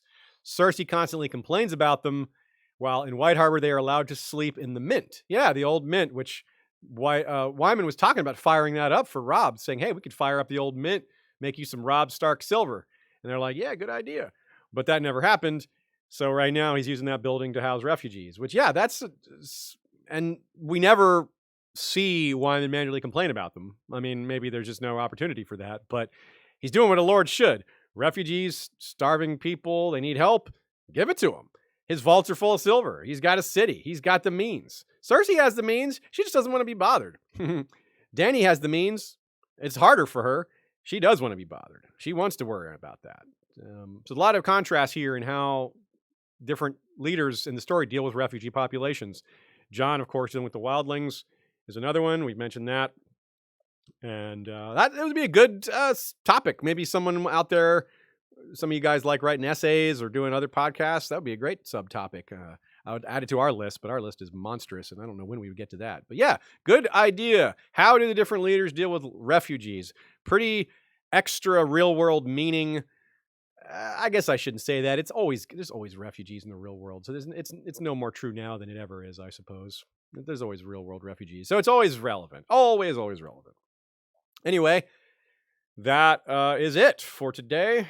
We got through 5 chapters in about 3 hours. Not bad, not bad. Yeah, and about the time we get through 4 chapters, really. Yeah. But we knew that would hopefully happen, or we thought that would hopefully happen because these are shorter chapters. The Bran and Dany ones are hit really hard, but thankfully we also have scripted topics, scripted episodes out there where we expand on some of these things, and we can point you to those. For example, we mentioned a lot of episodes today. I'm guessing we mentioned more of our other episodes perhaps than ever. We mentioned the whole Blackfire series, particularly the Three-Eyed Bloodraven. We mentioned some stuff on Barristan. The White Cloak Turned is Still White is an episode where we talk about the possibility of him switching sides. The Defiance of Duskendale features him and his getaway, along with a lot of other topics. We talked about Nymeria today, going along the Rhoyne. That obviously fits really well. Manderley Part 2, featuring White Harbor and winter coming there. So that's all very relevant.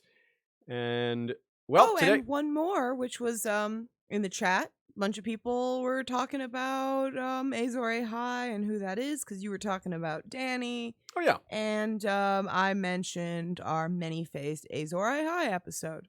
That episode is not out. Oh.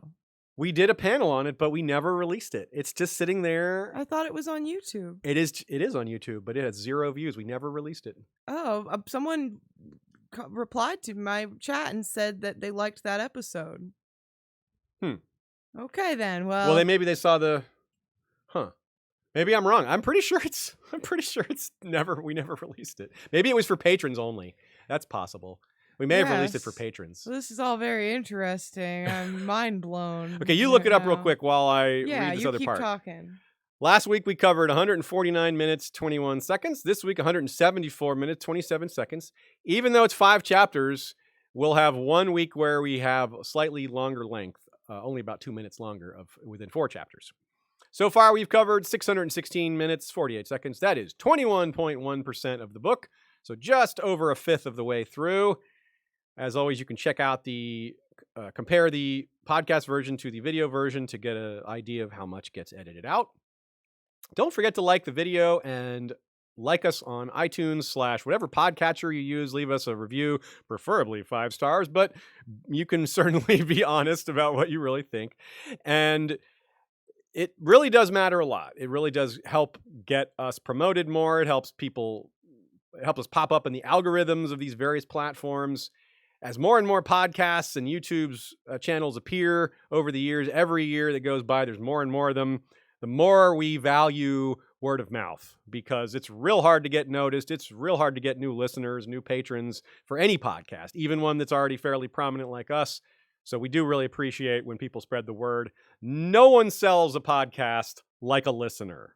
Nobody. I can't sell my podcast as well as you can. So because you know I have an ulterior motive. But if when I tell you that one of the podcasts I listen to is good, you believe me because I have no ulterior motive other than that I really do love that podcast. So that's what I'm saying here. You guys really are the best at spreading the word. Don't underestimate yourself in that and in everything else.